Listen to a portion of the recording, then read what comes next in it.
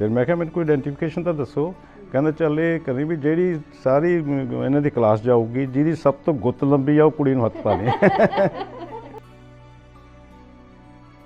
ਸੱਚੀ ਗੱਲ ਦੱਸੇ, ਜਦੋਂ ਉੱਥੋਂ ਮੂਵ ਕੀਤੇ ਤਾਂ ਸਾਨੂੰ ਡਰ ਲੱਗਦਾ ਹੁੰਦਾ ਸੀਗਾ ਕਿ ਪੰਜਾਬ ਦੇ ਨਾਲ ਲੋਕ, ਪੰਜਾਬ ਦੇ ਮੁੰਡੇ ਤੇ ਸਰਦਾਰ ਬੜੇ ਖਰਾਬ ਹੁੰਦੇ।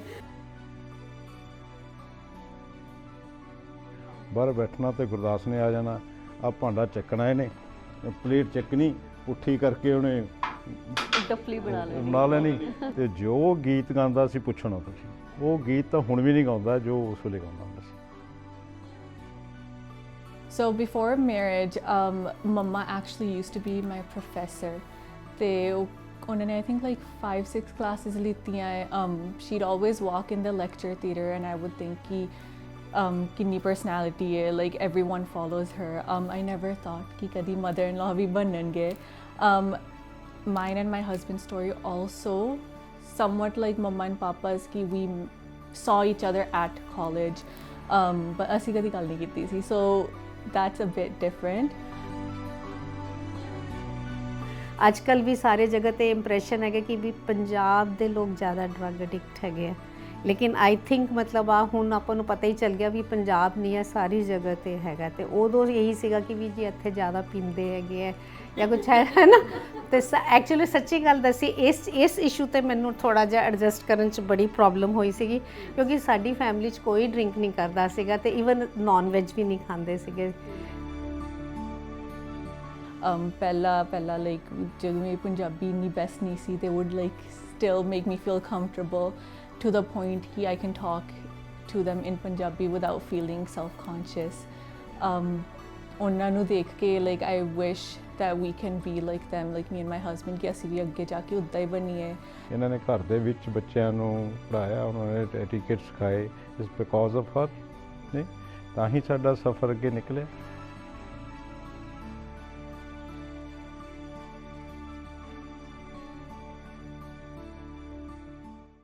ਬੀ ਸੋਸ਼ਲ ਵੇਖ ਰਹੇ ਸਾਰੇ ਦਰਸ਼ਕਾਂ ਦਾ ਮੈਂ ਗੁਰਦੀਪ ਗਰੇਵਾਲ ਸਵਾਗਤ ਕਰਦੀ ਹਾਂ ਤੁਹਾਨੂੰ ਸਾਰਿਆਂ ਨੂੰ ਪਿਆਰ ਭਰੀ ਸਤਿ ਸ਼੍ਰੀ ਅਕਾਲ। ਬੀ ਸੋਸ਼ਲ ਦੇ ਇਸ ਬੇਹੱਦ ਨਵੇਂ ਅਤੇ ਖਾਸ ਪ੍ਰੋਗਰਾਮ ਦੇ ਵਿੱਚ ਵੀ ਤੁਹਾਨੂੰ ਅਸੀਂ ਜੀ ਆਇਆਂ ਕਹਿੰਦੇ ਹਾਂ। ਮੁਹੱਬਤਨਾਮਾ ਲੈ ਕੇ ਮੈਂ ਗੁਰਦੀਪ ਗਰੇਵਾਲ ਅਤੇ ਰੁਪਿੰਦਰ ਸੰਧੂ ਹਾਜ਼ਰ ਹਾਂ। ਕਹਿੰਦੇ ਹੁੰਦੇ ਨੇ ਕਿ ਜੋੜੀਆਂ ਜਗ ਥੋੜ੍ਹੀਆਂ ਨਰੜ ਬਥੇਰੇ, ਇਹਨਾਂ ਥੋੜ੍ਹੀਆਂ ਜੋੜੀਆਂ ਦੇ ਵਿੱਚੋਂ ਅੱਜ ਜਿਹੜੀ ਅਸੀਂ ਜੋੜੀ ਤੁਹਾਡੇ ਰੂਬਰੂ ਕਰ ਰਹੇ ਹਾਂ, ਪੇਸ਼ੇ ਵਜੋਂ ਡਾਕਟਰ ਨੇ, ਡਾਕਟਰ ਜਸਵਿੰਦਰਪਾਲ ਵਾਲੀਆ ਸਾਡੇ ਨਾਲ ਹੋਣਗੇ ਅਤੇ ਮੈਡਮ ਖੁਸ਼ਪ੍ਰੀਤ ਸਾਡੇ ਨਾਲ ਹੋਣਗੇ।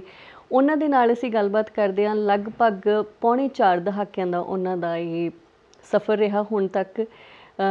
ਕਿਹੋ ਜਿਹਾ ਇਹ ਕਪਲ ਆ, ਕੀ ਇਹਨਾਂ ਦੀ ਖਾਸੀਅਤ ਆ। ਜਦੋਂ ਕਹਿੰਦੇ ਨੇ ਕਿ ਅੱਜ ਦੇ ਸਮੇਂ ਦੇ ਵਿੱਚ ਵਿਆਹਾਂ ਦੀ ਉਮਰ ਜਾਂ ਫਿਰ ਰਿਸ਼ਤਿਆਂ ਦੀ ਉਮਰ ਬਹੁਤ ਥੋੜ੍ਹੀ ਰਹਿ ਗਈ ਆ, ਤਾਂ ਉਹ ਕਿਹੋ ਜਿਹੇ ਸਮੇਂ ਹੋਣਗੇ ਜਦੋਂ ਇਹਨਾਂ ਦਾ ਰਿਸ਼ਤਾ ਜੁੜਿਆ ਆਪਸ ਦੇ ਵਿੱਚ ਅਤੇ ਇਹਨਾਂ ਨੇ ਸਹੁੰ ਖਾਧੀ ਵੀ ਹੁਣ ਇੱਕੋ ਘਰੋਂ ਇੱਕ ਘਰੇ ਜਾਵਾਂਗੇ ਅਤੇ ਇਕੱਠੇ ਇੱਕ ਹੀ ਛੱਤ ਥੱਲੇ ਰਹਾਂਗੇ ਅਤੇ ਗਾਹਾਂ ਆਪਣੇ ਪਰਿਵਾਰ ਨੂੰ ਆਪਣੇ ਖੰਭਾਂ ਥੱਲੇ ਰੱਖਾਂਗੇ।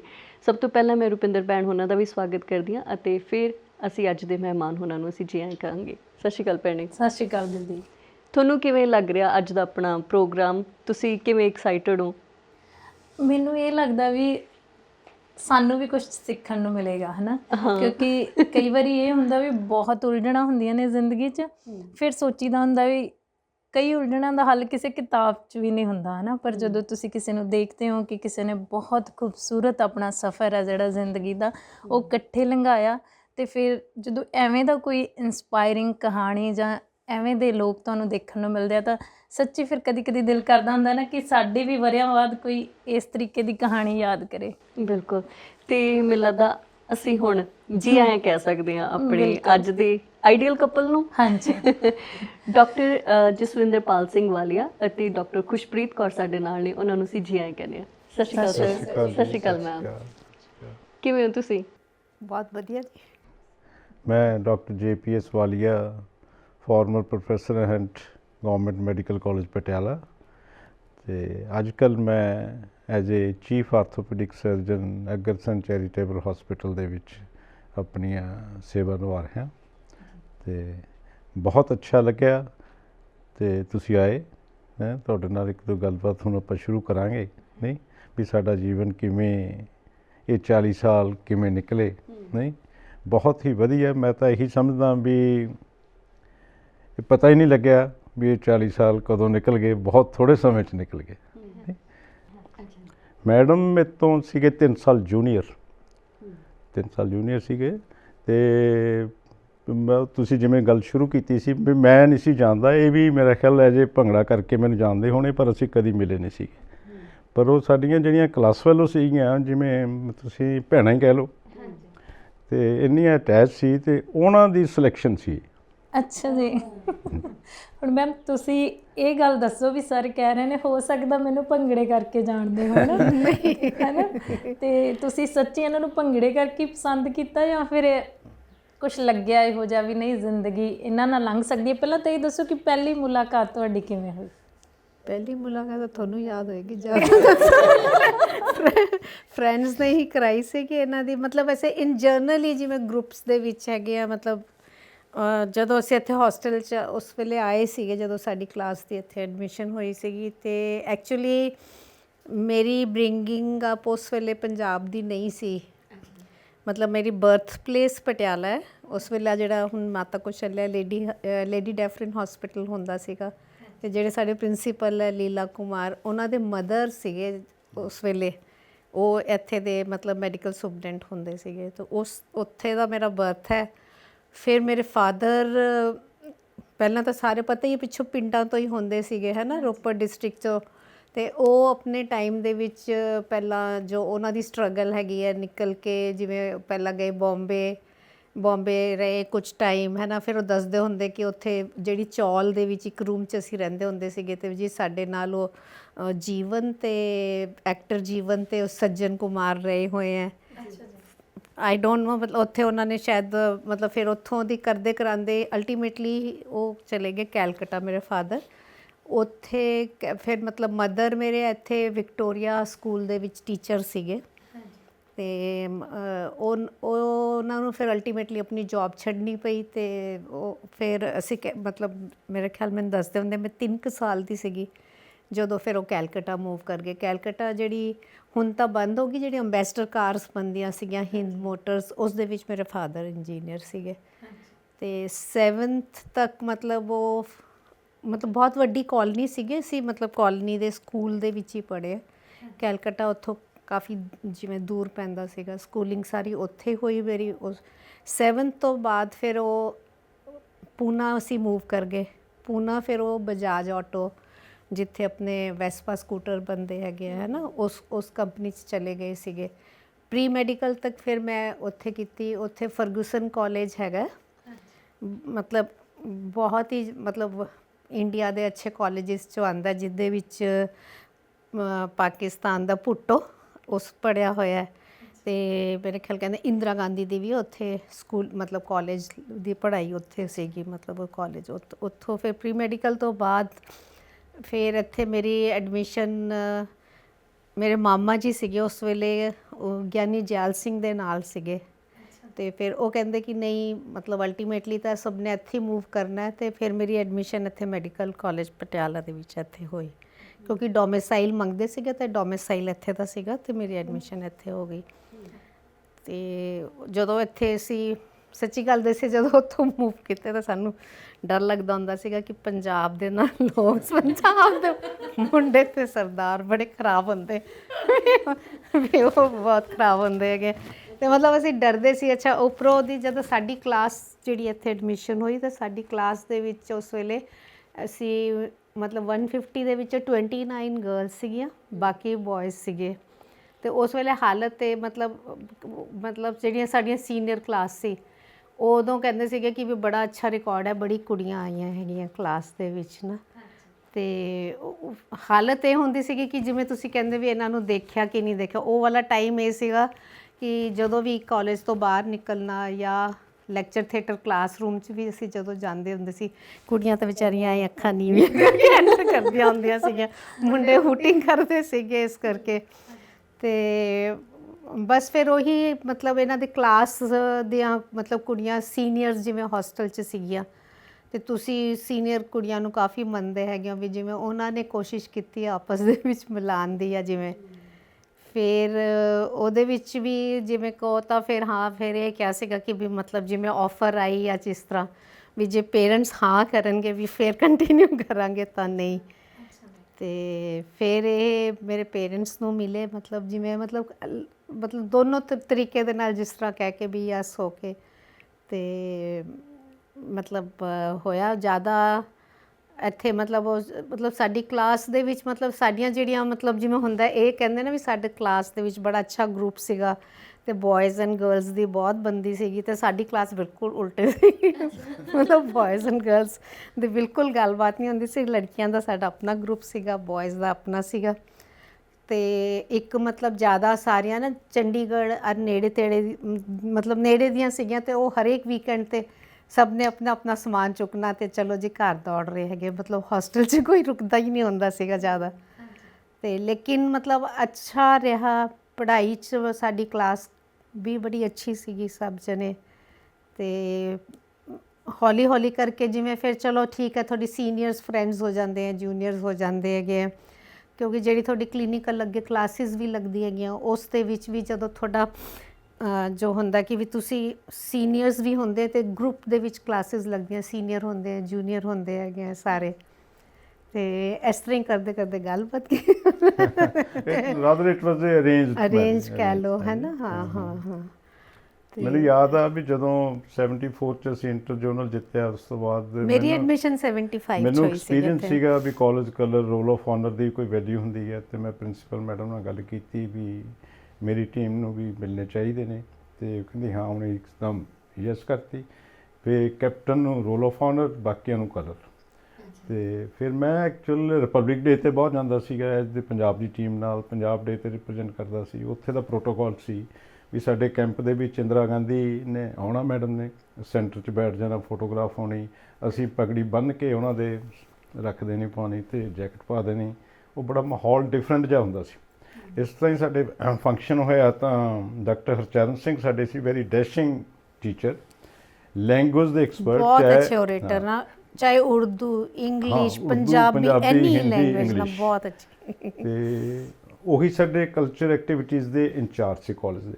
ਉਹਨਾਂ ਨੇ ਮੈਨੂੰ ਪਰਟੀਕੂਲਰ ਬੁਲਾਇਆ ਤਾਂ ਕਹਿੰਦੇ ਵੀ ਵਾਲੀਏ ਤੂੰ ਭੰਗੜੇ ਦੀ ਡਰੈਸ ਦੇ ਵਿੱਚ ਆ ਕੇ ਰੋਲ ਆਫ ਆਨਰ ਲੈਣਾ। ਮੈਂ ਕਿਹਾ ਪਤਾ ਨਹੀਂ ਇਹਨਾਂ ਦੇ ਮਨ 'ਚ ਕੀ ਹੈ। ਮੈਂ ਕਿਹਾ ਸਰ ਉਹ ਤਾਂ ਮੇਰੇ ਭਾਈ ਹੋਣੀ ਹੈ, ਮੈਂ ਪਰਫਾਰਮੈਂਸ ਕਰਨੀ ਹੈ। Sir Gurmel Singh chief guest ਸੀ ਸਾਡੇ, ਮਿਨਿਸਟਰ ਹੁਸ਼ਿਆਰਪੁਰ ਨੂੰ ਬਿਲੋਂਗ ਕਰਦੇ ਸੀਗੇ, ਉਹ ਸੀਗੇ ਚੀਫ ਗੈਸਟ ਬੁਲਾਏ। ਅਤੇ ਮੈਂ ਉਹੀ ਪ੍ਰੋਟੋਕੋਲ ਜੋ ਇੰਦਰਾ ਗਾਂਧੀ ਵੇਲੇ ਅਸੀਂ ਕਰਦੇ ਹੁੰਦੇ ਸੀ, ਪਗੜੀ ਤਿਆਰ ਸੀ, ਪਗੜੀ ਗੁਰਮੇਲ ਸਿੰਘ ਦੇ ਸਿਰ 'ਤੇ ਰੱਖੀ ਅਤੇ ਜੈਕਟ ਪਾਈ, ਅਤੇ ਉਹ ਤਾਂ ਸਾਡੀ ਪ੍ਰਿੰਸੀਪਲ ਡਾਇਰੈਕਟਰ ਤਾਂ ਬੱਲੇ ਬੱਲੇ ਹੋ ਗਈ ਵੀ ਮਿਨਿਸਟਰ ਮੈਂ ਤਾਂ ਖੁਸ਼ ਕਰਤਾ। ਅਤੇ ਹਰਚਰਨ ਸਿੰਘ ਉਹਨਾਂ ਨੇ ਜਦੋਂ ਮੈਨੂੰ ਰੋਲ ਆਫ ਆਨਰ ਦਿੱਤਾ, ਮੇਰਾ ਖਿਆਲ ਆਡੀਅנס ਜੇ ਜ਼ਿਆਦਾ ਨਹੀਂ ਤਾਂ 2,500-3 ਹਜ਼ਾਰ ਦੀ ਆਡੀਅנס ਤਾਂ ਬੱਚਿਆਂ ਦੀ ਹੋਏਗੀ। ਉਹ ਮੇਰੇ ਖਿਆਲ 10 ਮਿੰਟ ਜੋ ਮੇਰੇ 'ਤੇ ਬੋਲੇ, ਮੈਂ ਸੋਚ ਵੀ ਨਹੀਂ ਸਕਦਾ। ਇੰਨੀ ਕਲੈਪਿੰਗ ਇੰਨੀ ਹੋਈ, ਬਸ ਤੁਸੀਂ ਪੁੱਛੋ ਨਾ। ਅਤੇ ਉਹ ਇਸ ਤਰ੍ਹਾਂ ਕਰਦੇ ਕਰਦੇ ਮਤਲਬ ਵੀ ਅਰੇਂਜਡ ਹੀ ਆ, ਮਤਲਬ ਯੂ ਕੈਨ ਸੇ। ਅਤੇ ਜਦੋਂ ਕਲਾਸ ਵਾਲੇ ਨੂੰ ਮੈਂ ਕਿਹਾ ਵੀ ਮੈਂ ਤਾਂ ਜਾਣਦਾ ਨਹੀਂ, ਉਹ ਹੈਰਾਨ ਹੋ ਗਈ ਕਿ ਚਰਨਜੀਤ ਸਿੰਗਾਪੁਰ 'ਚ ਆਓ, ਚਰਨਜੀਤ ਅਤੇ ਚਰਨਜੀਤ ਗਰੇਵਾਲ। ਕਹਿੰਦੇ ਵਾਲੀਏ ਤੂੰ ਝੂਠ ਬੋਲਦਾ। ਮੈਂ ਕਿਹਾ ਨਹੀਂ। ਫਿਰ ਮੈਂ ਕਿਹਾ ਮੈਨੂੰ ਕੋਈ ਆਈਡੈਂਟੀਫਿਕੇਸ਼ਨ ਤਾਂ ਦੱਸੋ।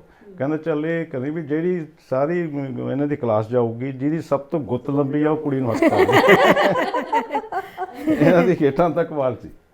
ਅਸੀਂ ਕਾਫੀ ਹਾਊਸ ਬੈਠ ਕੇ ਸਾਰੇ ਯਾਰ ਦੋਸਤ, ਮੈਂ ਮਨਮੋਹਨ ਗਰੇਵਾਲ, ਉਹ ਇੱਕ ਹੀ ਕਹਿੰਦੇ ਇਹ, ਉਹ ਕਹਿੰਦੇ ਨਹੀਂ ਯਾਰ ਨਹੀਂ। ਉੱਥੋਂ ਆਈਡੈਂਟੀਫਿਕੇਸ਼ਨ ਕੀਤੀ ਅਤੇ ਫਿਰ ਹੌਲੀ ਹੌਲੀ ਅਟੈਚਮੈਂਟ ਹੋ ਕੇ। ਸਰ ਅੱਜ ਕੱਲ੍ਹ ਤਾਂ ਜਿੱਦਾਂ ਟਾਈਮ ਬੜਾ ਫਾਸਟ ਆ, ਹੈ ਨਾ, ਛੇਤੀ ਬੰਦਾ ਆਪਣੇ ਸੋਸ਼ਲ ਅਕਾਊਂਟ ਸ਼ੇਅਰ ਕਰ ਲੈਂਦਾ, ਵਟਸਐਪ ਸ਼ੇਅਰ ਕਰ ਲੈਂਦਾ, ਉੱਥੇ ਗੱਲਾਂ ਹੋਣ ਲੱਗ ਜਾਂਦੀਆਂ। ਤੁਹਾਡਾ ਕਨਵਰਸੇਸ਼ਨ ਦਾ ਮੋਡ ਕੀ ਹੁੰਦਾ ਸੀਗਾ? ਤੁਸੀਂ ਕਿਵੇਂ ਗੱਲ ਕਰਦੇ ਸੀ ਆਪਸ 'ਚ, ਜਾਂ ਕਿਹੋ ਜਿਹੀਆਂ ਗੱਲਾਂ ਤੁਸੀਂ ਕਰਦੇ ਸੀਗੇ? ਗੱਲਾਂ ਤਾਂ ਇਨ ਜਨਰਲ ਹੀ ਹੁੰਦੀਆਂ ਕਿ ਉਸ ਵੇਲੇ ਮੇਰੇ ਖਿਆਲ ਇਹੀ ਦੱਸਦੇ ਸੀ ਨਾ, ਇਹਨਾਂ ਦੀ ਪੂਰੀ ਜਿਵੇਂ 6 ਜਾਂ ਬॉयਜ਼ ਐਂਡ 6 ਕਲਾਸ ਦਾ, ਇਹਨਾਂ ਦੀ ਪੂਰੀ ਮਹਿਫਿਲ ਕਾਲਜ ਦੇ ਗਰਾਊਂਡ 'ਚ ਲੱਗਦੀ ਹੁੰਦੀ ਸੀਗੀ, ਸਾਡੇ ਹੋਸਟਲ ਦੇ ਗਰਾਊਂਡ 'ਚ, ਰਾਦਰ ਕਾਲਜ ਨਾਲੋਂ ਵੀ। ਮਤਲਬ ਇਹ ਲੋਕ ਉੱਥੇ ਹੀ ਮਤਲਬ ਡੇਲੀ ਵਿਜ਼ਿਟ ਕਰਦੇ ਸੀਗੇ। ਪੁਰਾਣੇ ਉਸ ਟਾਈਮ ਦੇ ਵਿੱਚ ਤੁਸੀਂ ਬਾਹਰ ਤਾਂ ਕਦੇ ਕੋਈ ਇੰਨਾ ਕਿਤੇ ਜਾਂਦਾ ਨਹੀਂ ਹੁੰਦਾ ਸੀਗਾ। ਵੱਧ ਤੋਂ ਵੱਧ ਇਹ ਹੈ ਕਿ ਤੁਹਾਡੀ ਐਂਟਰਟੇਨਮੈਂਟ ਉਸ ਵੇਲੇ ਕੀ ਹੁੰਦੀ ਸੀ ਕਿ ਤੁਸੀਂ ਜਿਹੜੀਆਂ ਵੀ ਮੂਵੀਜ਼ ਲੱਗੀਆਂ ਹੈਗੀਆਂ ਹੈ ਨਾ, ਉਹ ਤੁਸੀਂ ਕੋਈ ਨਹੀਂ ਛੱਡਦੇ ਸੀਗੇ, ਸਾਰੀਆਂ ਹੀ ਦੇਖਦੇ ਸੀਗੇ।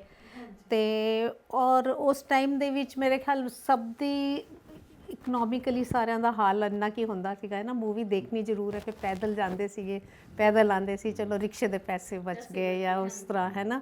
ਈਵਨ ਅਦਾਲਤ ਬਾਜ਼ਾਰ 'ਚ ਜਿਹੜਾ ਹੋਸਟਲ ਦਾ ਸਮਾਨ ਵੀ ਲੈਣ ਜਾਣਾ ਪੈਦਲ ਚਲੇ ਜਾਈਦਾ ਸੀਗਾ, ਪੈਦਲ ਹੀ ਆ ਜਾਈਦਾ ਸੀਗਾ ਇਸ ਤਰ੍ਹਾਂ।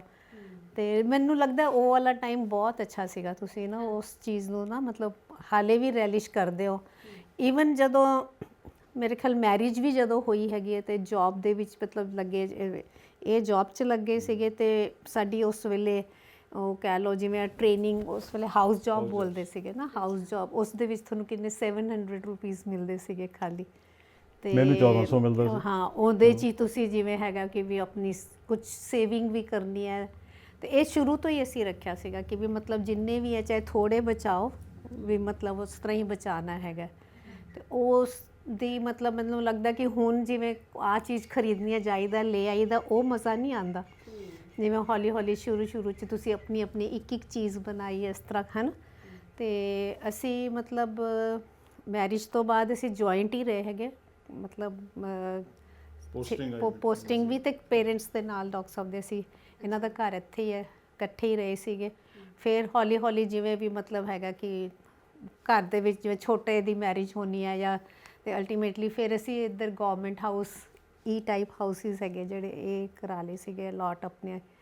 ਤੇ ਬੱਚਿਆਂ ਦੀ ਮਤਲਬ ਇੱਥੇ ਲੋਕਲ ਪੇਰੈਂਟਸ ਹੋਣ ਕਰਕੇ ਇਹ ਮਤਲਬ ਜਿਵੇਂ ਮੇਰੀ ਡਿਊਟੀਜ਼ ਜੋ ਗਾਇਨੀ ਦੀਆਂ ਬਹੁਤ ਮੁਸ਼ਕਿਲ ਹੁੰਦੀਆਂ ਤੇ ਸਾਡੀ ਹੁੰਦੀ ਸੀ ਆਲਮੋਸਟ 48 ਆਵਰਸ ਡਿਊਟੀ, ਮਤਲਬ ਤੁਸੀਂ ਜਿਹੜੀ ਉੱਥੇ ਰਹਿ ਕੇ ਕਰਨੀ ਹੈਗੀ ਹੈ।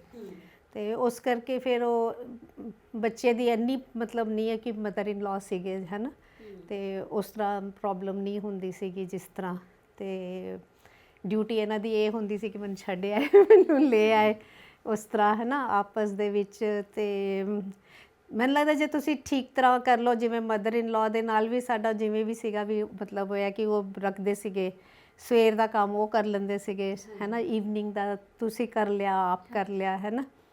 ਤੇ ਮੈਨੂੰ ਅਦਰਵਾਈਜ਼ ਵੀ ਜੋ ਮੇਰੇ ਮਦਰ ਸੀਗੇ ਬਚਪਨ ਦੇ ਵਿੱਚ ਸ਼ੁਰੂ ਤੋਂ ਮਤਲਬ ਚਾਹੇ ਉਹ ਟੀਚਰ ਰਹੇ ਤੇ ਛੱਡਤਾ ਸੀਗਾ ਇੱਕ ਗੱਲੋਂ ਮਤਲਬ ਅੱਛੇ, ਮਤਲਬ ਇਸ ਤਰ੍ਹਾਂ ਵੀ ਉਹ ਉਹਨਾਂ ਨੇ ਜਿਵੇਂ ਸਿਖਾਉਂਦੀਆਂ ਵੀ ਸਾਰੀਆਂ ਹੈ ਨਾ ਮਦਰਸ ਵੀ, ਜਿਵੇਂ ਉਹਨਾਂ ਦਾ ਇਹ ਹੁੰਦਾ ਸੀਗਾ ਕਿ ਵੀ ਮਤਲਬ ਜ਼ਿਆਦਾ ਜ਼ੋਰ ਦੀ ਹੱਸਣਾ ਨਹੀਂ ਹੈ ਨਾ, ਇਸ ਤਰ੍ਹਾਂ ਬੈਠਣਾ ਹੈ ਨਾ, ਕੁੜੀਆਂ ਲੱਤਾਂ ਖੋਲ੍ਹ ਕੇ ਨਹੀਂ ਬੈਠਦੀਆਂ, ਮਤਲਬ ਆਏ ਜੇ ਕੋਈ ਆ ਜਾਏ ਹੈ ਨਾ ਵੀ ਮਤਲਬ। ਤੇ ਜਦੋਂ ਵੀ ਪਹਿਲਾਂ ਟੀਵੀ ਤਾਂ ਹੁੰਦੇ ਹੀ ਨਹੀਂ ਸੀ ਹੈ ਨਾ, ਤੇ ਤੁਹਾਡੀ ਐਂਟਰਟੇਨਮੈਂਟ ਕੀ ਹੈ ਵੀ ਤੁਸੀਂ ਆਪਸ 'ਚ ਖੇਲ ਰਹੇ ਹੈਗੇ ਹੋ ਜਾਂ ਕੁਛ ਹੈ। ਜਿਵੇਂ ਬ੍ਰਦਰ ਸੀਗਾ ਤੇ ਉਹ ਵੱਡਾ ਸੀਗਾ ਮੇਰੇ ਤੋਂ, ਤੇ ਉਹਦੇ ਨਾਲ ਜਿਵੇਂ ਚਲੋ ਪਤੰਗ ਉਡਾ ਲਈ ਔਰ ਉਹ ਕਰ ਲਿਆ। ਫਿਰ ਇੱਕ ਉਹ ਸੀਗਾ ਕਿ ਉਸ ਨੂੰ ਨਾ ਜਿਵੇਂ ਪੇੜਾਂ 'ਤੇ ਚੜ੍ਹਨਾ ਨਹੀਂ ਆਉਂਦਾ ਸੀਗਾ, ਨਹੀਂ ਮਤਲਬ ਉਹ ਸਾਰੇ ਕੰਮ ਮੇਰੇ ਤੋਂ ਕਰਵਾਉਂਦਾ ਸੀਗਾ, ਮਤਲਬ ਉਹ ਤੁਹਾਡੀ ਐਂਟਰਟੇਨਮੈਂਟ ਹੁੰਦੀ ਸੀ। ਤੇ ਫਿਰ ਜਦੋਂ ਸਕੂਲ ਦੇ ਐਗਜ਼ਾਮ ਤੁਹਾਡੇ ਖਤਮ ਹੁੰਦੇ ਸੀਗੇ, ਫਿਰ ਉਹਨਾਂ ਨੇ ਪਰਟੀਕੂਲਰਲੀ ਨਹੀਂ ਤੁਸੀਂ ਸਟਿਚਿੰਗ ਕਰਨੀ ਹੈ, ਤੁਸੀਂ ਐਮਬਰਾਇਡਰੀ ਕਰਨੀ ਹੈ, ਨਿਟਿੰਗ ਕਰਨੀ ਹੈ। ਮੈਨੂੰ ਯਾਦ ਹੈ ਮੈਂ 3rd ਦੇ ਵਿੱਚ ਮੈਂ ਆਪਣਾ ਫਸਟ ਸਵੈਟਰ ਬਣਾਇਆ ਸੀਗਾ, ਚਾਹੇ ਜਿਸ ਤਰ੍ਹਾਂ ਵੀ ਉਹਨਾਂ ਨੇ ਦੱਸ ਕੇ ਸਿੰਪਲ ਸਲੀਵਲੈਸ, ਅਜੇ ਵੀ ਮੈਨੂੰ ਯਾਦ ਹੈ ਗ੍ਰੀਨ ਐਂਡ ਵਾਈਟ ਕਲਰ ਦਾ ਨਾ, ਜਿਵੇਂ ਪਹਿਲਾਂ ਇੰਨੀ ਵੂਲ ਤਾਂ ਅਫੋਰਡ ਨਹੀਂ ਕਰ ਸਕਦੇ, ਜਿਵੇਂ ਇੱਕ ਉਧੇੜਲੇ ਹੈ ਨਾ 2 ਸਵੈਟਰ ਮਿਕਸ ਕੀਤੇ ਤੇ ਉਸ ਤਰ੍ਹਾਂ ਬਣਾ ਲਏ। ਫਿਰ ਹੋਰ ਯਾਦ ਹੈ ਕਿ ਜਦੋਂ ਉਸ ਵੇਲੇ ਦੀ ਗੱਲ ਆ, ਜਦੋਂ ਮੇਰੇ ਖਿਆਲ ਆਪਣੀ 71 'ਚ ਹੋਈ ਸੀ ਵਾਰ ਹੈ ਨਾ, ਫਿਰ ਪਾਕਿਸਤਾਨ ਦੀ ਵਾਰ, ਫਿਰ ਉੱਥੋਂ ਜਿਹੜੇ ਮਤਲਬ ਵੱਡੀ ਕਾਲਨੀਜ਼ ਦੇ ਵਿੱਚ ਜਿਵੇਂ ਲੇਡੀਜ਼ ਹੁੰਦੀਆਂ ਨਾ, ਸਭ ਨੇ ਸਵੈਟਰਸ ਬਣਾ ਕੇ ਭੇਜੇ ਸੀਗੇ ਇਹਨਾਂ ਦੇ ਲਈ, ਆਰਮੀ ਵਾਲਿਆਂ ਲਈ ਹੈ ਨਾ। ਫਿਰ ਉਹ ਸਾਡਾ ਕੰਮ ਕੀ ਹੁੰਦਾ ਸੀਗਾ ਕਿ ਵੀ ਮਤਲਬ ਚਲੋ ਉਹਦੇ ਕਿਸੇ ਦੇ ਬਟਨਸ ਲਗਾ ਦਿਓ ਹੈ ਨਾ, ਛੋਟਾ ਫਿਰ ਉਹ ਪਾਰਸਲ ਸੀਨੇ ਹੈ ਨਾ, ਉਹਨਾਂ ਨੂੰ ਲੇਬਲ ਕਰਨਾ। ਤੇ ਮਤਲਬ ਅਸੀਂ ਬੱਚੇ ਸਾਰੇ ਮਤਲਬ ਉਸ ਤਰ੍ਹਾਂ ਦੇ ਕੰਮ ਕਰਦੇ ਸੀਗੇ, ਤੇ ਉਹ ਵਾਲੀਆਂ ਇਨਵੋਲਵਮੈਂਟਸ ਹੈ। ਤੇ ਉਹ ਵੀ ਟਾਈਮ ਦੇਖਿਆ ਹੈਗਾ ਜਦੋਂ ਮਤਲਬ ਇੱਥੇ ਪੰਜਾਬ 'ਚ ਮੈਨੂੰ ਨਹੀਂ ਪਤਾ ਵੀ ਉਸ ਤਰ੍ਹਾਂ ਦੀ ਪ੍ਰੋਬਲਮ ਆਈ ਸੀ ਕਿ ਨਹੀਂ ਵਾਰ ਵੇਲੇ। ਇੱਕ ਤਾਂ ਆਪਣੇ ਕਣਕ ਹੈ ਨਾ, ਲਾਲ ਰੰਗ ਦੀ ਕਣਕ ਆਉਂਦੀ ਹੁੰਦੀ ਸੀ, ਅਮਰੀਕਾ ਤੋਂ ਆਈ ਸੀ, ਬਿਲਕੁਲ ਲਾਲ ਆਟਾ ਬਣਦਾ ਸੀਗਾ, ਜਿਹਦੀ ਰੋਟੀ ਵੀ ਨਹੀਂ ਅੱਛੀ ਲੱਗਦੀ ਸੀ। ਤੇ ਬ੍ਰੈਡ ਲੈਣ ਲਈ ਵੀ ਤੁਹਾਨੂੰ ਲਾਈਨ 'ਚ ਲੱਗਣਾ ਪੈਂਦਾ ਸੀਗਾ, ਤੇ ਤੁਹਾਨੂੰ ਹਾਫ ਬ੍ਰੈਡ ਮਿਲਦੀ ਸੀਗੀ ਉਸ ਵੇਲੇ। ਤੇ ਪਾਣੀ ਦਾ ਇਸ ਤਰ੍ਹਾਂ ਕਿ ਵੀ ਸਾਡੇ ਕਾਲਨੀ ਅਦਰਵਾਈਜ਼ ਬਹੁਤ ਅੱਛੀ ਸੀ, ਬੜੀ ਫੈਸਿਲਿਟੀਜ਼ ਸੀਗੀਆਂ, ਔਰ ਬੜਾ ਸਾਰਾ ਉੱਥੇ ਮਤਲਬ ਤੁਹਾਨੂੰ ਮੂਵੀਜ਼ ਦੇਖਣ ਦੀ, ਖੇਲਣ ਦੀ, ਪਾਰਕਸ ਵਗੈਰਾ ਉੱਥੇ, ਮਤਲਬ ਦੈਟ ਵੇ ਬੜਾ ਮਤਲਬ ਉਹ ਮਤਲਬ ਅੱਛਾ ਰਿਹਾ। ਫਿਰ ਜਦੋਂ ਅਸੀਂ ਇੱਧਰ ਪੂਨਾ ਮੂਵ ਕੀਤੇ ਤਾਂ ਉਹ ਜਦੋਂ ਕੈਲਕਟਾ ਵਾਲਾ ਸੈਸ਼ਨ ਸਕੂਲ ਦਾ ਦਸੰਬਰ ਤੱਕ ਹੁੰਦਾ ਸੀ ਫਾਈਨਲ ਐਗਜ਼ਾਮ, ਇੱਥੇ ਮਾਰਚ ਵਿੱਚ ਹੁੰਦੇ ਸੀਗੇ। ਫਿਰ ਜਦੋਂ ਇੱਥੇ ਐਡਮਿਸ਼ਨ ਮਿਲੀ ਤਾਂ ਕਰਦੇ ਕਰਾਂਦੇ ਕੋਈ ਸਕੂਲ ਨਾ ਲਵੇ ਕਿ ਮਿਡ ਸੈਸ਼ਨ 'ਚ ਆ ਗਏ। ਫਿਰ ਉੱਥੇ ਗੁਰੂ ਨਾਨਕ ਪਬਲਿਕ ਸਕੂਲ ਮਤਲਬ ਆਪਣੇ ਵੈਸੇ ਸਿੱਖਾਂ ਦੀ ਬੜੀ ਅੱਛੀ ਗੱਲ ਹੈ, ਹਰੇਕ ਜਗ੍ਹਾ ਤੇ ਆਪਣੇ ਸਕੂਲ ਹੈ ਨਾ ਐਨ ਗੁਰਦੁਆਰਾ ਬਣਾਏ ਹੁੰਦੇ। ਫਿਰ ਉੱਥੇ ਐਡਮਿਸ਼ਨ ਮਿਲੀ ਅਤੇ ਉੱਥੇ ਜਿਹੜੀ ਸੀਗੀ ਕਿ ਵੀ ਉਹਨਾਂ ਨੇ ਤੁਹਾਨੂੰ ਸੈਕਿੰਡ ਲੈਂਗੁਏਜ ਜਿਹੜੀ ਲੈਣੀ ਹੈਗੀ ਹੈ ਵੀ ਆ ਤੁਸੀਂ ਪੰਜਾਬੀ ਲਓ ਜਾਂ ਮਰਾਠੀ ਲੈਣੀ ਪੈਂਦੀ ਸੀਗੀ। ਅਤੇ ਮਤਲਬ ਮੰਮੀ ਕਹਿੰਦੇ ਵੀ ਠੀਕ ਹੈ ਵੀ ਪੰਜਾਬੀ ਲੈ ਲਓ। ਫਿਰ ਠੀਕ ਹੈ, ਪੰਜਾਬੀ ਵਾਲੇ ਮੈਡਮ ਕੋਲ ਗਏ, ਲੈ ਜੀ ਤੁਸੀਂ ਹੁਣ ਆਏ ਹੋ 3 ਮਹੀਨੇ ਨੂੰ ਤਾਂ ਐਗਜ਼ਾਮ ਹੈ, ਇਹਨੇ ਸਾਰੇ ਪਾਠ ਯਾਦ ਕਰਨੇ ਪੈਣਗੇ ਹੈ ਨਾ, ਅਤੇ ਮਤਲਬ ਪੰਜਾਬੀ ਇਹ ਉਹ ਲਿਖਣੀ ਵੀ ਪਏਗੀ, ਤੈਨੂੰ ਤਾਂ ਕੁਛ ਨਹੀਂ ਆਉਂਦਾ ਜਾਂ ਮਤਲਬ ਉਹਨੇ ਇੰਨਾ ਡੀਮੋਰਲਾਈਜ਼ ਕੀਤਾ। ਤਾਂ ਮੈਂ ਕਿਹਾ ਮੈਂ ਤਾਂ ਨਹੀਂ ਮਤਲਬ।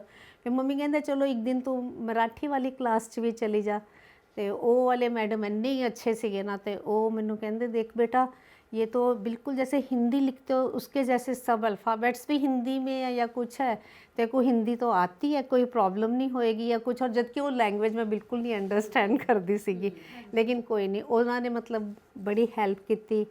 तो स्कूल मतलब अच्छा ਸੀਗਾ ਉਦੋਂ। ਫਿਰ ਮਤਲਬ ਇੰਡੀਪੈਂਡੈਂਟ ਜਿਵੇਂ ਪਬਲਿਕ ਟਰਾਂਸਪੋਰਟ ਬੱਸ ਦੇ ਵਿੱਚ ਜਾਣਾ ਆਉਣਾ ਥੋੜ੍ਹਾ ਜਿਹਾ ਤੁਸੀਂ ਉਹ ਕੌਨਫੀਡੈਂਟ ਹੋ ਜਾਂਦੇ ਹੋ।